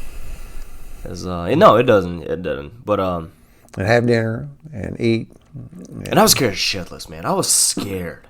Like, honestly, I was scared for two things. A, you're not going to understand shit I say to you. Right. Or, like, you're not going to get me, and I'm going to feel rejected, right? And B, it's not going to work. And I was terrified that this will not work. Yeah. I had that energy in the first time I did a fifth step too, man. I had that fear that this was not going to work, that I was just, like, playing myself. Like, this was just some kind of con game I'm doing on myself. This is, like, pointless. Why am I doing this, right? Yeah. Like... And when we did that, and like... This is truly a trust the process deal, Yeah. And that was... and that was one of the first nights that, and I obviously won't share too much about it because that's not what we're to do, but time after time you were sharing stuff, and I started feeling like real disingenuous at some point because I'm going, man, I did that too. Me too. I did that. Me too. I have that. And it was everything, and then like you said, but I didn't know that was a fear of yours coming into it, that was going to be the opposite reaction. I certainly didn't know that. Yeah. And it was, and so then I started feeling real funny because I'm like, God damn, there he goes with another one. I think I'll just be quiet on this one. I can't have everything. I don't think you talked very much. I felt like I just talked a lot. Does. Like, yeah. Well, that's part of the deal. You do talk a lot, but part of my deal is to be there and be receptive and be and honor your process stuff. And then also, we do in my lineage, what we do is we exchange fifth steps. Yeah. So I get some of my shit out, you get some of your shit out, you get all your shit out. I get the appropriate what needs to get out according to what higher power tells me to do as I'm sitting there. Yeah. And although this sounds real funny, the more I say it, the funnier it sounds. And I really didn't think about it until the first time it got a big laugh when I said it. But then we do that, and then a guy does 6 and 7 down at the cabin, and most people choose to go outside. I go to bed. I put earplugs in. I am a professional sleeper. I went to the chiropractor today. They laid me on a traction bed for 20 minutes, and I think I was awake for 5, and then I heard the beeper going off. Okay. And this machine is tugging me. It's got a strap on my hips and a strap like at my ribs, and it's pulling me apart at them L4 and 5 vertebrae that I got a problem with. And I can go to sleep doing that. So I go up and I go to sleep, and the guy does his 5th or his 6th and 7th step down there at the cabin, and every single time without fail, I wake up with a different guy than I went to bed with. And you see, when you wake up in the morning, man, there's a different aura on a dude. Every single time there is a transformation that happens through that process down there, man. And again, it's a cleansing ceremonial type thing for sure. Like, I would not, and like I remember I left out something important, and I didn't mean to leave that out. It just, and that was a very important thing. Like, looking back at that, like I was afraid of that, and I didn't leave it out on purpose. Right. That's how far down I shoved that I didn't want to think about that. Yes, please.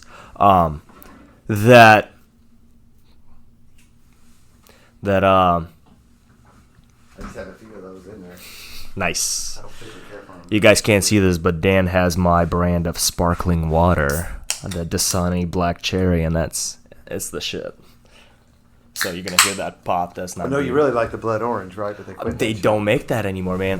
Dasani, get back on your shit. Yeah. Blood orange needs to come back. Yeah, and then come and sponsor this podcast. Right. We'll drink this stuff and talk about it. We already are. Yeah. So that was that first time, like that fifth step's. Fourth step painful, fifth step cleansing. Do you think that's a shift point, or are you keeping on this or more? One of them. Then the amends. That was powerful. Absolutely. 5 and 9 for me. 5 and 9 for sure. Although I will tell everybody now, in hindsight, those 8-step prayers probably actually transformed me more. I just didn't know it at the time. It changed. What that did is transform my way of being. Yeah. Just the way I walk, my daily walk today. Of that, it shed so much of the judgment and stuff that I carried when I went through that forgiveness process, day after day after day of practicing forgiveness on these individuals that were in my principles, institutions, and people that are on my 4th step.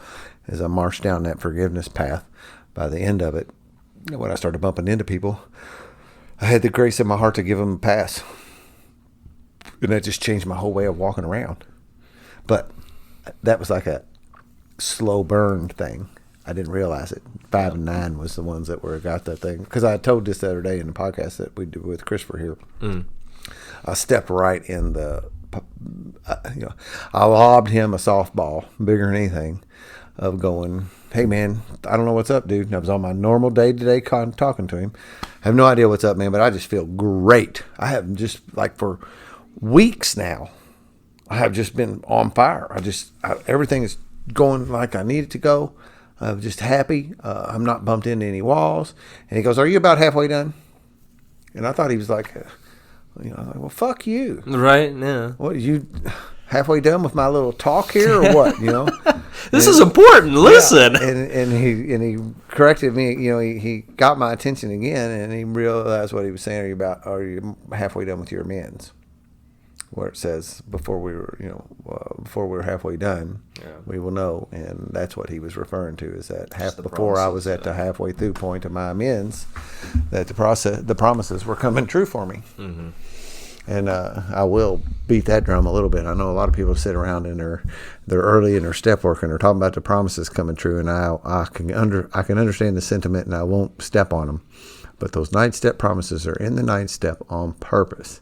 And when it says sometimes quickly, sometimes slowly, it's not talking about other stuff either. It's talking about that. Mm-hmm. But you can swing it to whichever. So the amends, you were going to talk about some amends. Any of them you want to talk about specifically? Oh, yeah. Well, yeah, I mean, so the way we do our amends, walk backwards, right? Yeah, the bottom of the list is usually your easy ones. Right. Some people go. There's some teachings out there that go after the hard ones right out of the gates, and I had to. My very first one seemed very fumbled, and it was that guy that I bullied in high school that I had no way of contacting. Went through all these steps, thought I'd never hear from him, and a couple of weeks go by. I wrote the letter. I tried to leave the number. Yeah, you probably, if you're going to get into that, you should get into it because you're being vague enough that I know what you're saying. No, okay. But other people listening will be lost. Right. So it was just this guy that I bullied in high school, right? And really, ultimately, is a MBD, is a no big deal kind of amends. Although we need to get it, but, right? I mean, it wasn't like a big word just shaker a spiritual or balance, anything. right? Yeah, we need to set that straight, or balance the karmic scales is my favorite line. Exactly, that's what I was trying to refer to. So I bullied this kid, and the thing is, this guy he moved here from India. He's an immigrant kid, and I got bullied as an immigrant kid. And it just broke my heart, looking back at that, right, this is why you bullied that kid, because he was different, because he had an accent, right? And we do bullying thing, we cycle that, right? I was bullied, and then I bullied. Right, exactly. So, and that was my first amends, right? So I had a hard time reaching out to him. I couldn't, friend him on Facebook. I couldn't send him a message. I didn't know where he was at. I knew that his family owned this fast food restaurant joint. That I went there and I asked about him, and they were very vague. Like, yeah, I used to know him. Who are you? And I said, I was like, I went to high school with I think it was his uncle that was there with your nephew, right? Here's my number. I would really like to talk to him. And I think I kind of slipped up, and I was like, I didn't treat him very well in high school, and I told the guy that, and he like, I remember when you come back and you told me what you said to him. I was like, oops. Right, and that's why we have the practices, right? Anyway, so I left my number. Nothing happened. We talked about it. I wrote out the amends. I wrote everything down. Right. Yep. And we write scripts in my lineage. I've heard a couple people knock on that little wall lately, but I will stand my ground in that regard. I think it was important. Like, me too, man. I will stand my ground.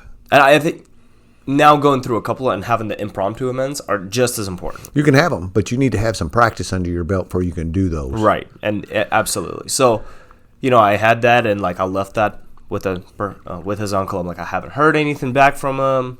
Maybe this, and that. He was kind of surprised. Oh, he didn't call you, or like, okay, whatever. I left the letter. A week goes by, still didn't hear anything. Get a phone call, random night. Wasn't expecting it. It's that guy, and it's not just that guy. It's this young man that I don't remember. Right? No, the crazy accent or whatever. It's like it's a man on the other side, and like, it's telling me no big deal, man. We were kids. Like, I forgive you pretty much for that, right?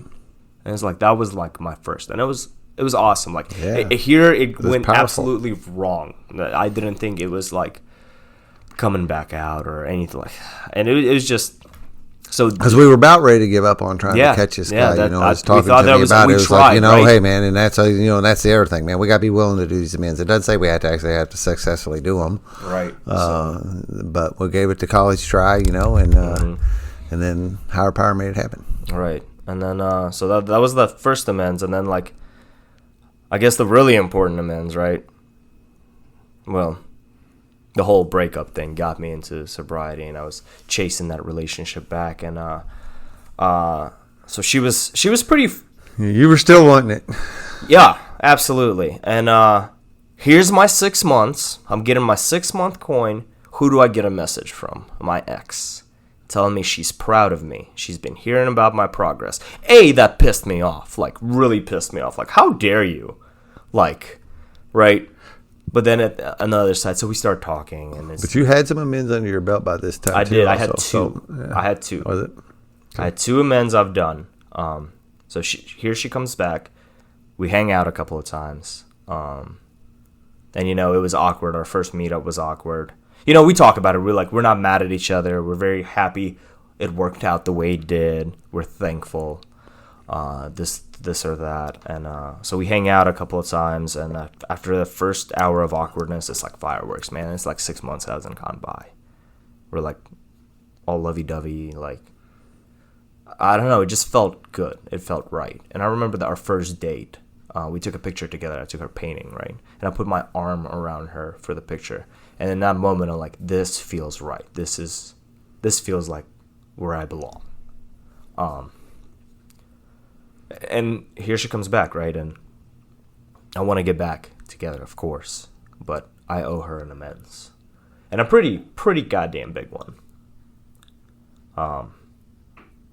And it scared the shit out of me. And we would hang out, and it broke my heart every time we would hang out, because I knew once I make this amends, the most likely outcome is I will never talk to her again. But it was the right thing to do. Yeah. And I got to make that amends. And it was hard. And it was going to be the last amends I planned on making. It was going to be at the back of my list. And here she is coming back into my life. And I had no idea how I was going to reach out to her, too. And here she is by herself coming back. And I had to make that amends, man. And, like, still to this day, I'm like, was that the right thing to do? Yeah. I could have lied and saved that relationship. Mm-hmm. I could have played it off somehow, but it wasn't going to be right in my heart. Yeah.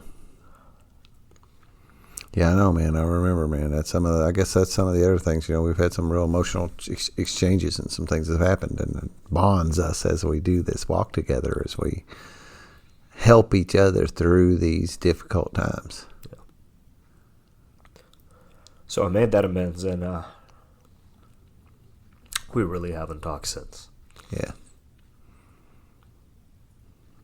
remember early on with her, I remember one of the times was that her grandma or somebody, or mom or somebody told you to leave. She said to leave her alone, right? Oh yeah, because I was when we first broke up, I was messaging everybody I could, and I was playing it off like I'm so concerned and I want her just to be happy, and I was still fixed, man. I was manipulating the shit out of that, and I was really good at that.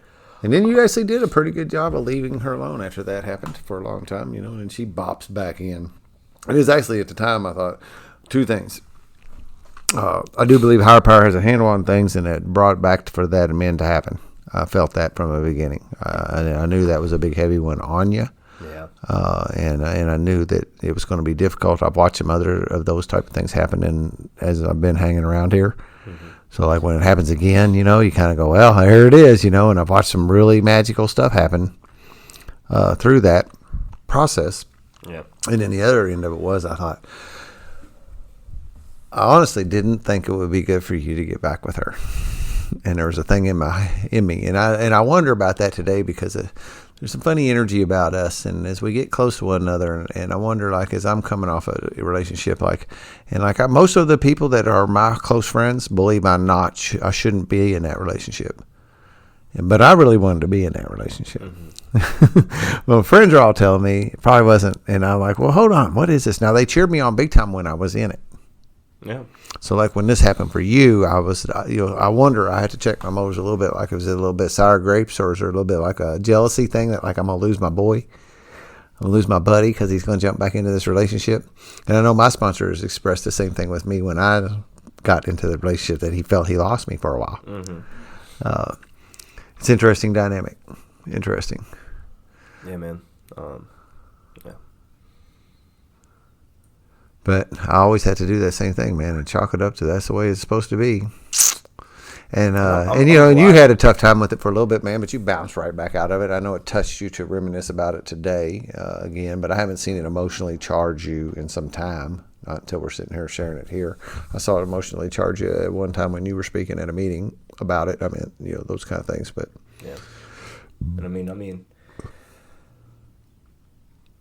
It was the first time I had to get that honest about something like that. Yeah. And it was to someone. Proud of you. I cared about it. And it wasn't, when we get healthy and clean, we go back and we make amends for the people that we were, not necessarily who we are. Yeah. And it's hard. It's hard. It's like, I'm not that person, but I can't stand and tell you that. I can't beg for your forgiveness or anything like that. But I can be honest and truthful. And I can be the person now, right? I can be a better person. Yep. But and I wouldn't say I hate martyr-esque type feeling comes over, but it's not like that. You know what I mean? Yeah. But yeah, that was a big amends. That was a hard amends, and I did the right thing. You did the right thing. Not now, not then. And I had to own up for that. And it was painful. Still is. Yep. And, as so often happens in recovery, is that when you shared openly about it to our inner group, one of the things we say in our meeting is that we share at a fifth step level. And we do. People share very deep things in that meeting. And, yeah, they do. And other guys related to that, and there were some people that needed to hear that. And again, as so often happens in these recovery circles, when you share and you get vulnerable about a specific thing, I've had it happen a number of times when I've been vulnerable about a specific thing. There's a reason for it, and it ends up being to the good of to some value to others. Mm-hmm. And that's what this book says we're supposed to be mostly. Grow in effectiveness and understanding, and to maximum service to our fellows, and that stuff. So we're getting down to some time, and I don't mean to rush at any level, but I do want to kind of shake this energy off. There's been a couple things that's happened. One of the things, and some people may not, but you've never had a tattoo, and in recovery you decide to reward yourself. I want to talk about a couple things in that reward myself circle, mm-hmm. and miracles too, to some extent. Not to some extent, to a full extent. Yeah, lots of miracles. What I'm saying is, like, I don't know that a tattoo is that, but it's meaningful to you, and so it's. It was, yeah. Yeah, and maybe the miracle part of it is that you had all that fear wrapped up about a certain person seeing it. Yeah, I did. And then they didn't give you all that fear was for naught. Yeah. As again so often happens. Surprise, yeah. So yeah, I wanted a tattoo for a long time, and like a big Russian culture is only prisoners get tattoos, so it was very shunned for a long time, and I was like, my mom was very against it, and like I didn't know what to get right for a long time, and you talked about it to me early on too, and I know that I kind of, I don't tell guys what to do, but I thought in my heart it was probably going to be a good idea to hold off for a while, because we transform so much through this process that what you do early on, your mind could be a lot different place here in a few months. So let's just hang on for a little bit. Yeah, but that. And you always change. Like, from what I told you then, it never did change. No, it didn't. But you never know. Yeah, no, absolutely. And it was a transformative point of recovery, right? You don't know who you're going to come out on the other end. And there's some delayed gratification practice there too, of going, okay, I'm willing to wait a little bit, and it gets to this fundamental thing in this process, that we don't do shit alone anymore, right? And I'm willing to take some suggestions from other people and maybe do something somebody else's way rather than my own way. Yeah. I'm not very good at managing my own life. Yeah, that's what I say. I'm not good at managing my life. My wife. I'm powerless over something, and my wife is unmanageable. I'm not very good at managing my own life, but I got a guy who does a pretty good job of it. Yeah. As long as I keep him in the loop of what I'm doing.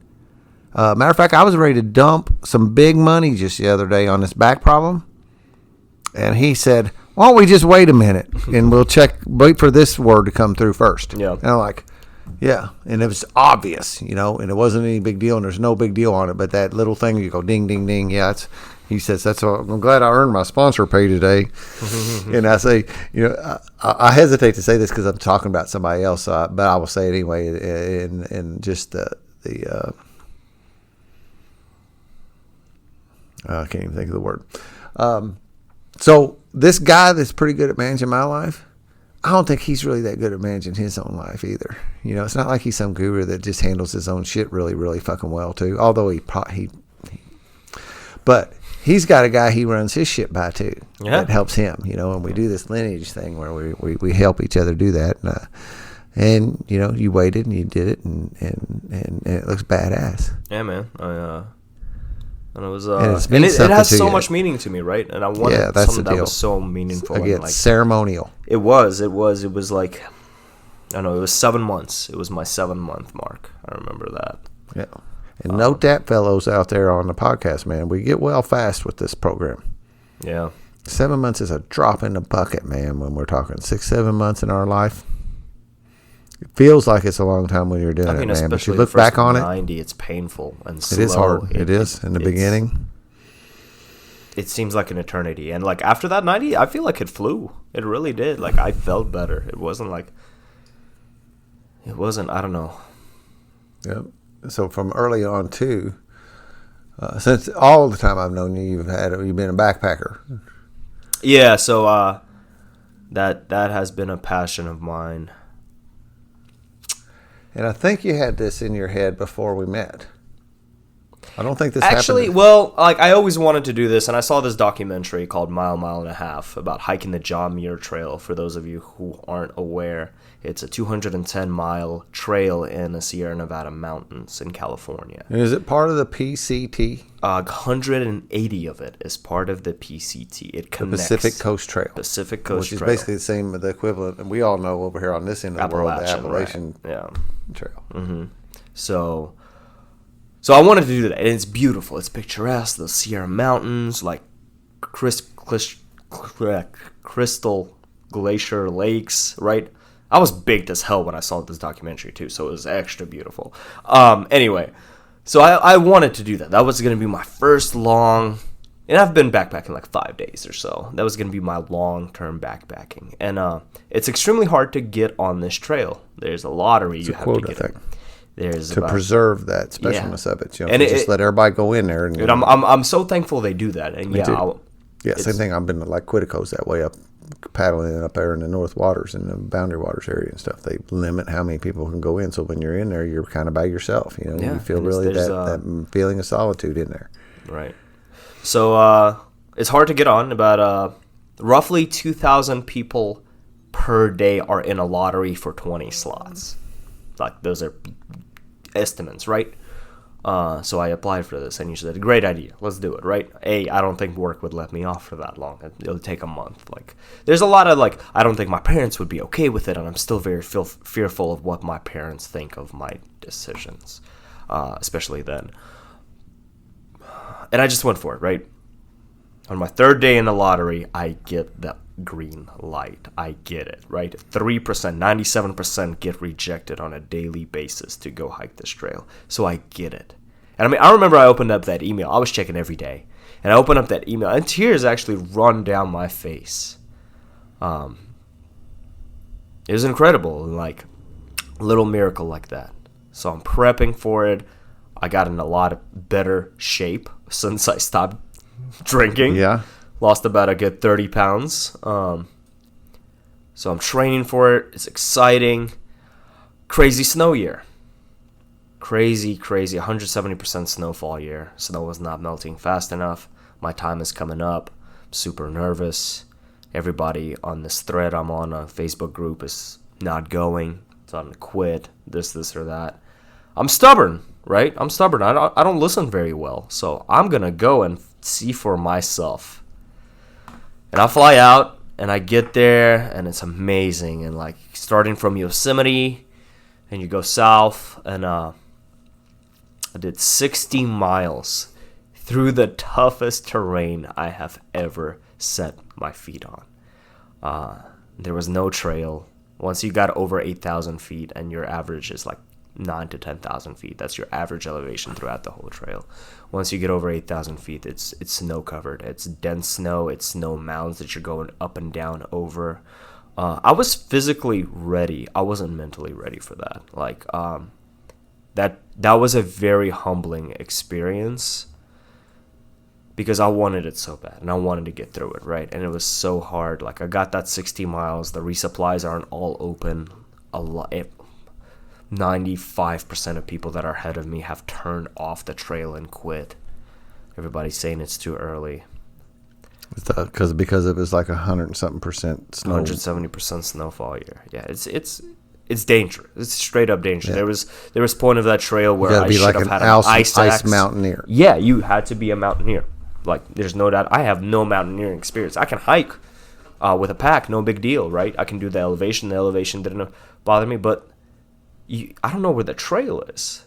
Like, there's no markings. You're through these mountains, snow-covered mountains. Like, there's snow bridges that you could fall through in some water, get hypothermia. Like, a lot of things are playing in my mind, and I really wanted it to be like a meditative walk, like me and my higher power, right? We talked about that a lot. Yeah. Listening to some great audio books, just really, really summing up all of this, like, first year juice, as we call it. And kind of like a walk through the park kind of thing too, where it's just like, you just hike. And then that's what I want, like a nice meditative, like, really serene. When you described it to me, pretty. I was like seeing this.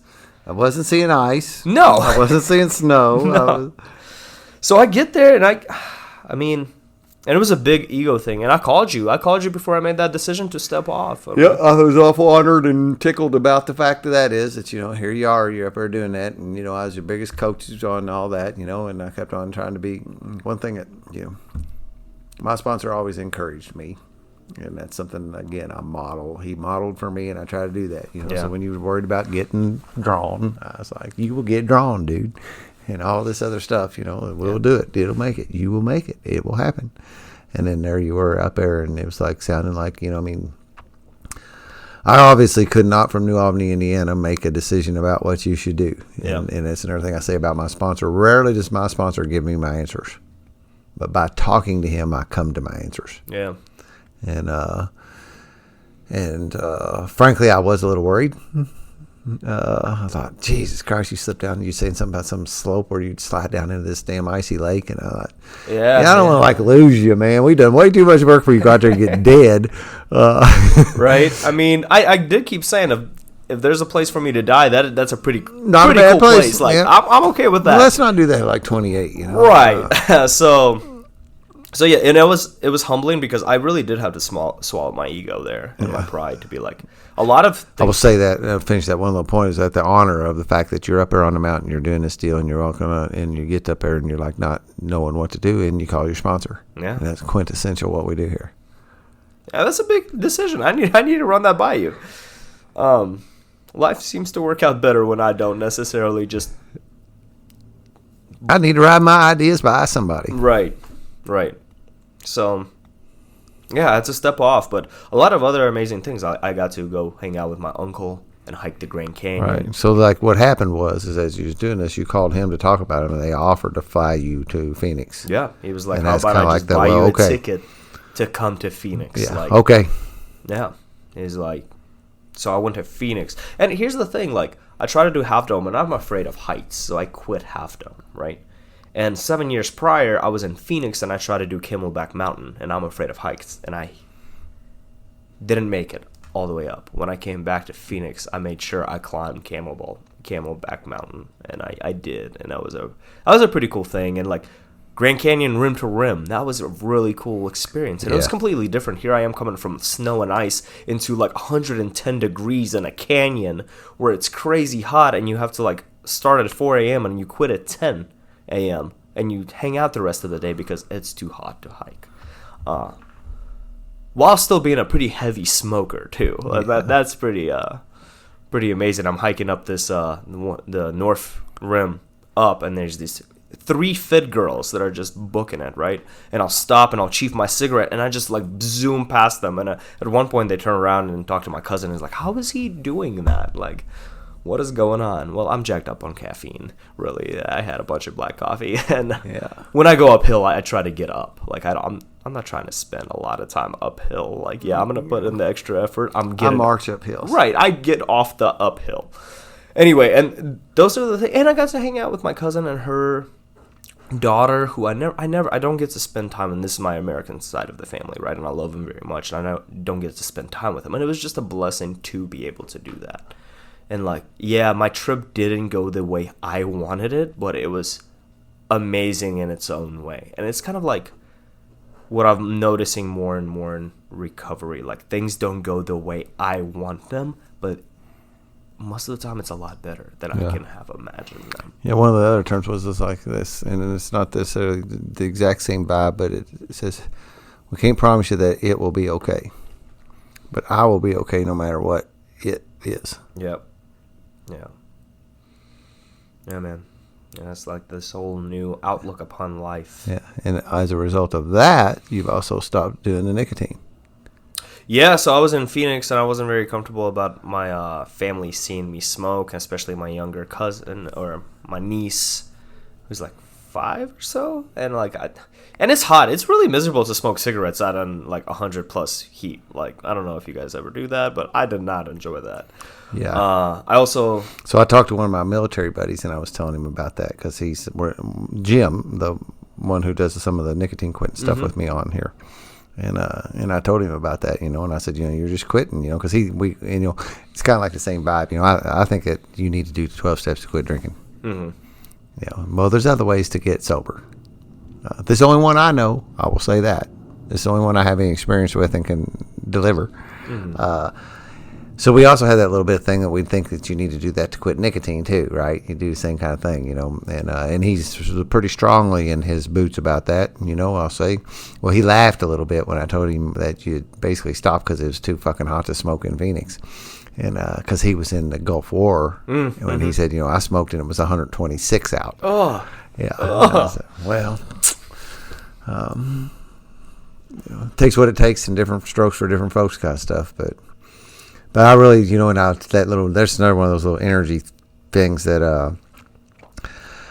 that I recall from sponsoring you was sitting watching you hand roll cigarette, like it's a joint, and because of my that's visual, what I when did, you pull out a paper out and you dump some damn tobacco on the thing and you scoop it up out of there and twist it up like that, and I like, it's got that whole air in it that, of course, I always do that thing, seeing that twisted joint motion with your fingers. That's my favorite thing whenever they go, if you have any papers to sign at the meetings, when they say, if anybody has any papers, I always go. Okay. And people will look at me and they'll go, "Oh, no, not that kind. Not that kind of papers." Yeah. Yeah. So I've been having a lot of nicotine dreams. I told you about those. I have. Nicotine is no joke, man. Like, it's no joke. Me smoking and realizing I shouldn't be smoking this right now. Just like I had my drinking dreams, knowing I think, actually, did I tell you this 4 days before? 4 days ago, I had a crazy dream that I relapsed 4 days before my 1 year, and I had to go around to all my groups and tell them and talk about it. And it was awful, man. Man. I woke up and I really thought I relapsed. There's some anxiety around that. Second, to realize, no, that was a dream. You did not drink. I wasn't sure. It was kind of like search the memory banks, like waking up from a blackout. You don't remember what did I do? Exactly, and it was crazy. And a lot of people And I've had the same thing coming off of nicotine. I've had most of my dreams are pill stealing dreams. Yeah, and the anxiety up and around that. Because I would kind of get high on stealing. I mean, there was a big adrenaline rush. Kleptomania, it's its own thing. Yeah, and there was a big adrenaline rush with that, sneaking into people's houses and doing all that, and coming out of there. And although it wasn't necessarily pleasurable, I still dug that. It's that thrill, especially if you were successful. Mm-hmm. When you don't get maced or hit with a bat. Right? Yeah, wait, now things didn't happen, and you had some pills in your hand or pocket or whatever, and you found some. Yeah.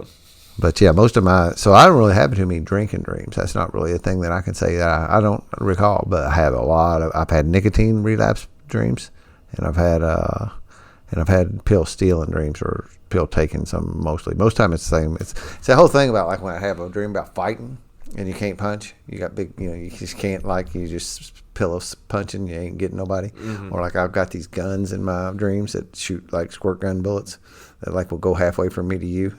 That. Same thing with the pill thing. I get them, but I don't get them in me, in my dream. Mm-hmm. It falls short, which is I guess that's somewhat of a metaphor in itself, because I know that anything I think that I would get by doing any of that will obviously fall short. Yeah. So here we are, and we got to celebrate 1 year sobriety last night at the meeting, and there'll be some people blow some whistles here and say, because, hey, you said today was his sobriety date. Right. And so we'll just go ahead and get that on the table and be honest about that, too. Our meeting's at 7:30 at night, and Vlad's sobriety date was today, and this is 1 year. And I just didn't have it in my heart to make you push to next month, and that's what a lot of people would do in a meeting. And, and if you were a couple of days later, I don't know that I could do that. But you were just hours later. And, of course, when I have that question, who do I call? My sponsor. Right. And my sponsor said, of course, he's celebrating in September. Are you crazy? And I'm like, cool. And I'm off the hook, and I don't want to talk to nobody else. And I sat with you until midnight to make sure you didn't drink last night. And I did not really. Telling lies. But he's solid enough, and that's, I've been fortunate, man, sitting here doing this deal, getting to do what I do, and I've gotten to give away quite a few 1 year chips. And I got a little stable of dudes who listened to me and did what I said to do. And because they did that, they got sober. And got to give you a 1 year token last night. And like I said, I have this relationship with you that's again, this whole thing always does, and this is modeled from my sponsor again, because people who listen to podcasts know that me and him are pretty much best friends. Yeah. And I get to do that with my guys now, and it transcends this sponsor relationship thing that happened the first couple of times. I think the first couple of times I would come into your house. Most of our work happened at your house because you had your own apartment. It's close. We were pretty close together, so it was really no big deal. Mm-hmm. And I could spin over there in that first beginning, there's that perceived imbalance of power, so to speak. You know what I mean? Yeah. When your new guy is beat down. And like you said, the exchange of fifth steps, right? That was a realignment of balance. Like and I think the first day maybe you had a bad day, or you like vented to me about something. I'm like, I have that memory. Right? The first day my sponsor dumped on me, I had a moment of like, hold on, this is about me. Right. I'm calling you about me. You call your sponsor. No, but the honor, it flipped, and I had like a doorbell went off. The bell ringer is what I'll say in here when people will say things that I relate to in this podcast. Bell ringer item happened to me, and I thought, oh, cool, man. Hey, it just shifted, man. Yeah. I am honored now that I get to actually allow him, to take his stuff from today and absorb it and help him discharge that negative energy to the universe through safe people, and I get to be his safe person. Yeah, that's moving. It is. Absolutely. So I said that, and I don't really know how to wrap it up, and I don't know what it is. I just don't know. And it's not to say, because, I think all my guys know I love them all, right? Equally. There's not really hierarchy, but there's something about you that is just touching me all the time, and I don't know, there's this thing where this kind of brotherhood thing where we've done this stuff together, we practice yoga together, we've done some other things together, and then there's also some kind of fathery thing, Yeah, for sure.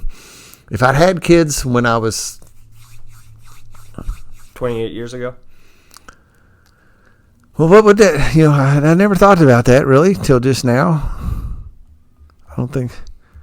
Yeah, I mean, if I'd have had a kid when I was 22 years old, he'd be 28 today. So that would be completely possible. Fact is, I didn't have kids until I was like 34. But, yeah, so there's that cross between a brother and a father, son, or brother and a son type of thing, sure. And it's not anything, because I don't feel like fathery. You know what I mean? I don't feel that at all. Like I don't feel an age difference. Fuck, I feel 28 too. Except for this. Tell that to your back. A couple months ago, when we were at MyPath in May, I felt 28. Yes, absolutely. Except for the one girl that wanted to age me up a little bit. Ooh, she got you. Yeah, they're like, man, most people test, but as people guess my age. I'm looking for that, though. I was fishing for it. You think I am? And she gave it to you, and you're like, this is not what I wanted. Wrong answer. That was guess funny. Again. Yeah, it was funny. Because I'm used to being guessed to be a little younger than I am. Yep. But so if my path, Dan was 28, and just the walls come down, and we get to enjoy these friendships. And the one thing we still talk just about almost every day. Maybe not always every day, but most of the time, or at least we're touching base with each other, and it doesn't go more than a few days. While you were gone, there were some times when you were gone, which is fine. Like, my sponsor always told me, hey, well, I'll go down to deer season and go down for a week and stay at the cabin. He coaches me, go down there and have fun and don't worry about, you get a chance to touch base with me, but do not make a big thing about it. Mm-hmm. Go do your thing down there. The first time I went down there, that was different. I had to check in with my probation officer every day, and so I might as well check in with my sponsor at the same time too. Yeah. But so these friendships grow, and this stuff happens, and this stuff transcends some what feel like boundaries at some point, so to speak. When you got one dude's sick and one dude's well, and you don't know if he's going to make it, and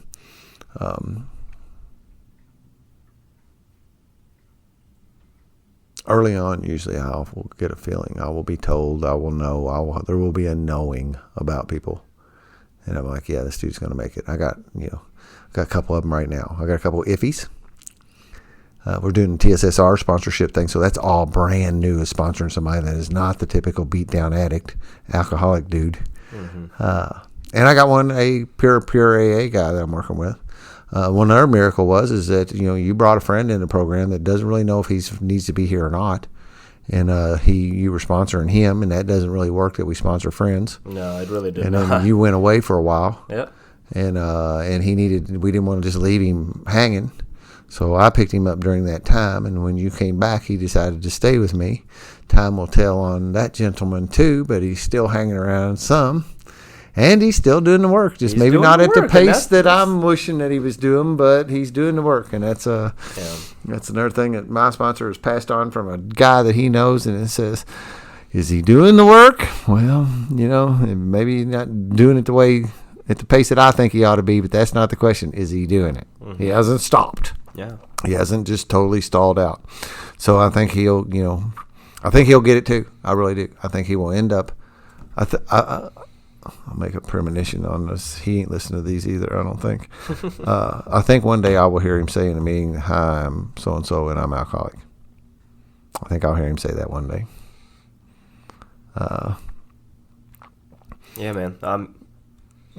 But, he come in like that, and then, you're going to end up helping some people. That's going to be unreal. I mean, I just watch this stuff, and we start sponsoring people and using this methodology that we use here, and this, I will just start calling it TSSR methodology of the step work, because when I give you the steps today, and I told a guy today, I got asked to sponsor a guy today, another guy. I'm like, God, how do I fit all this in? But I'm like, okay, God, higher power, you make it happen.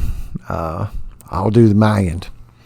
And I can hold two books in my hand. I can hold that blue AA book in one hand, and that TSSR book in the other hand, and show you the AA book and say, we're going to go through this book, but I'm going to give you what's in this book.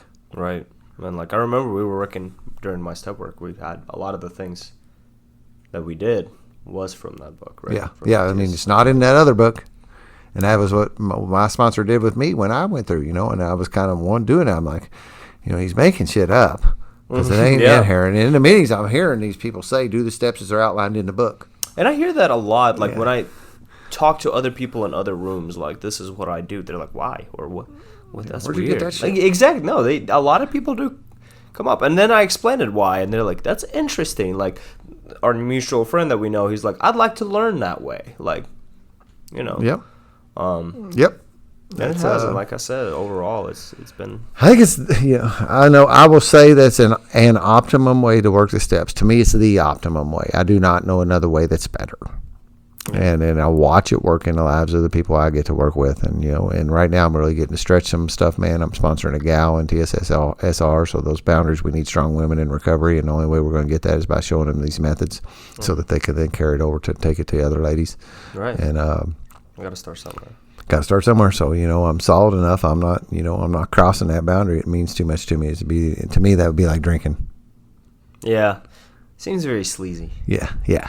It would be completely against every moral I have to go cross that line. Yeah, I will not cross that line with sponsor-sponsee relationship thing. No way. Just won't. So cool, man. You got any concluders? Got anything else you want to talk about? We're at the 2-hour mark right now. Wow. But no, time flies behind these microphones. But the cool thing about it is, man, we get a pretty comprehensive view of everybody's story that sits here. Yeah. And I like that. I say, you're 90, get a sponsor, work your damn steps, call your sponsor. Like that's the conclusion. Yeah. Thoroughly. Yep, thoroughly, completely, and absolutely. 3 of my favorite words are all on that page 58 in there, man. And then we look at that and we don't pay attention. So many people come in and they don't pay attention to any of those 3 words. Thoroughly, completely, and absolutely. Like those are like just a little bit words, Mm-hmm. That just means a little bit. Just do it a little bit. And they're all on the same page, And got to add those things up. I told Tom, words mean something, don't they? Yeah. And they do. So like Vlad said, man, I listened to Kent C today, man. He really charged me up. I think I'll listen to him again. He's just got a lot of energy that I like, and I like to convey that energy. I realize, I keep on listening to these guys going, damn, that dude sounds like me. And I'm like, no, I sound like him. Same thing happened. Dawn sitting here, and I'm like, man, I'm saying it. I tell my guys the same thing you're telling me right now. And did I get that from you? He said, if you say it 3 times, if you claim it, or if you give credit 3 times, or if you claim it 3 times, I can't remember which way you said it, then it's yours. But that's where I got the thing that said, this is not a program of some get it, some get it, and some don't. This is a program of some do it and some don't. Yeah. And if I could have just went to meetings and stopped drinking, just don't drink and go to meetings. If I could have just done that, I wouldn't have ever come to AA. I wouldn't have needed it, right? I mean, if I could have stopped, I could have stopped. Right. I couldn't. What allowed me to stop was doing these steps. Get a sponsor, work these steps, practice these principles in your life, and you don't ever have to drink again. Period. That is not an if statement. Put something down, you're risking it. And that's when, I heard Kent today say, you must, and I was happy that told me that face to face. And I don't know where he got it. All the stuff circles around. Nothing's new under the sun is what they say. You must participate in your own recovery. Yeah. And I took that to heart finally and started really participating in my recovery by helping guys, by sponsoring people, by taking these tools and listening to my sponsor when he told me the seat next to me was valuable and that I had a lot to give people, and I trusted him with that and started taking that to heart. And you do too, man. People are gonna want you to sponsor them. They already have started, and you do this deal, and you don't have to drink again, man. And miracles happen in our lives because of it. Yeah, miracles. Hell yeah! I don't have to live like that. And you don't. And if you stay in the Army long enough, you'll talk funny. That's what I've learned. I think I already do. You do have an accent, obviously. What kind? I don't know. When you talk Russian or when you say something, you said vodka earlier. It sounded funny. Vodka? Yeah, and there's a couple other things. Because I pronounced it correctly. Maybe correctly. Correctly, correctly. Yeah, because I don't pronounce shit correctly. I probably didn't pronounce shit right.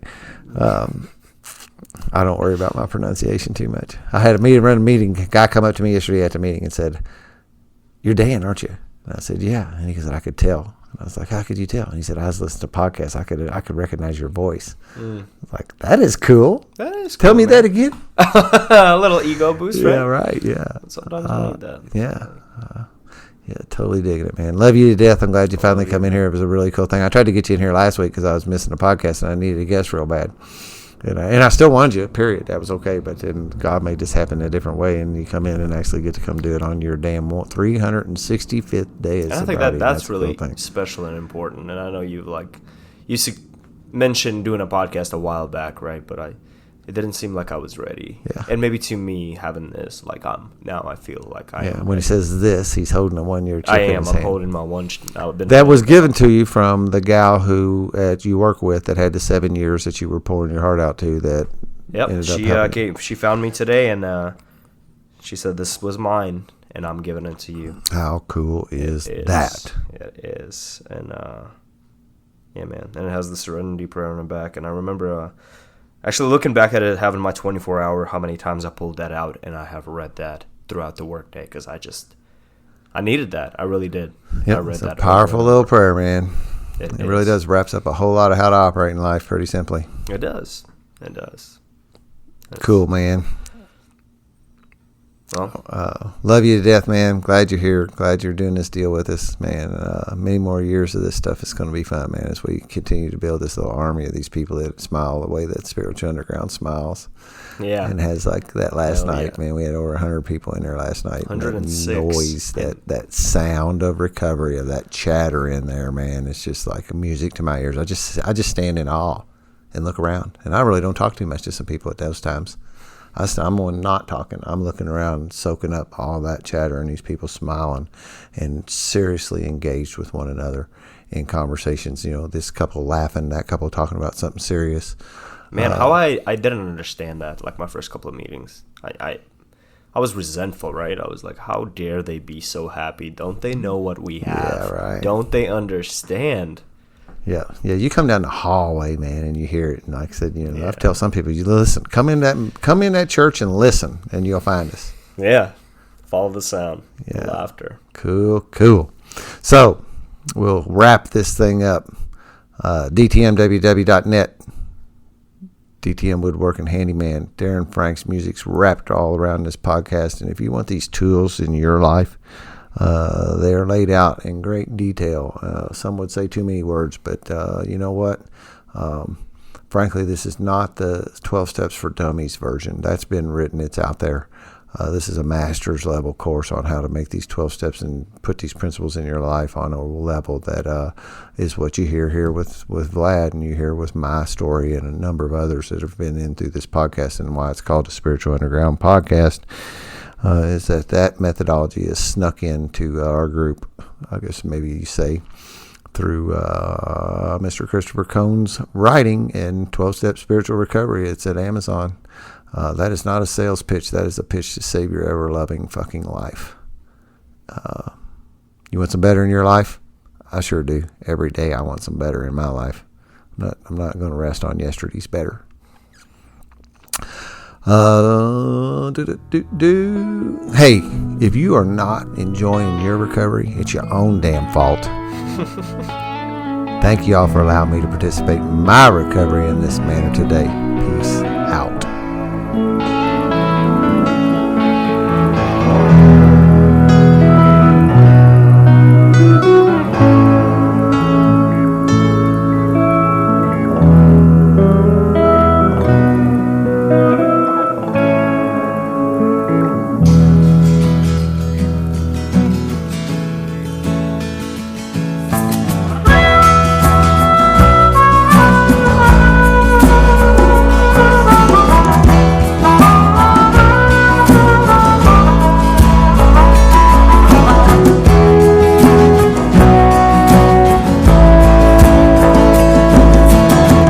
Always tried to be just who they wanted. Always tried to do everything they said. Only did the things they would approve of. Lock away all your dreams inside your head. Year after year you try to be a good girl. They never failed to point out when you were bad. Stuck to the program like a robot. Became a trophy for mom and dad. But inside you want more. Everything you've been waiting for. Looking for that open door. So every day in your head, in your heart just keeps saying, let go and fly. Let go and fly. Spread your wings to the sky. Let go and fly.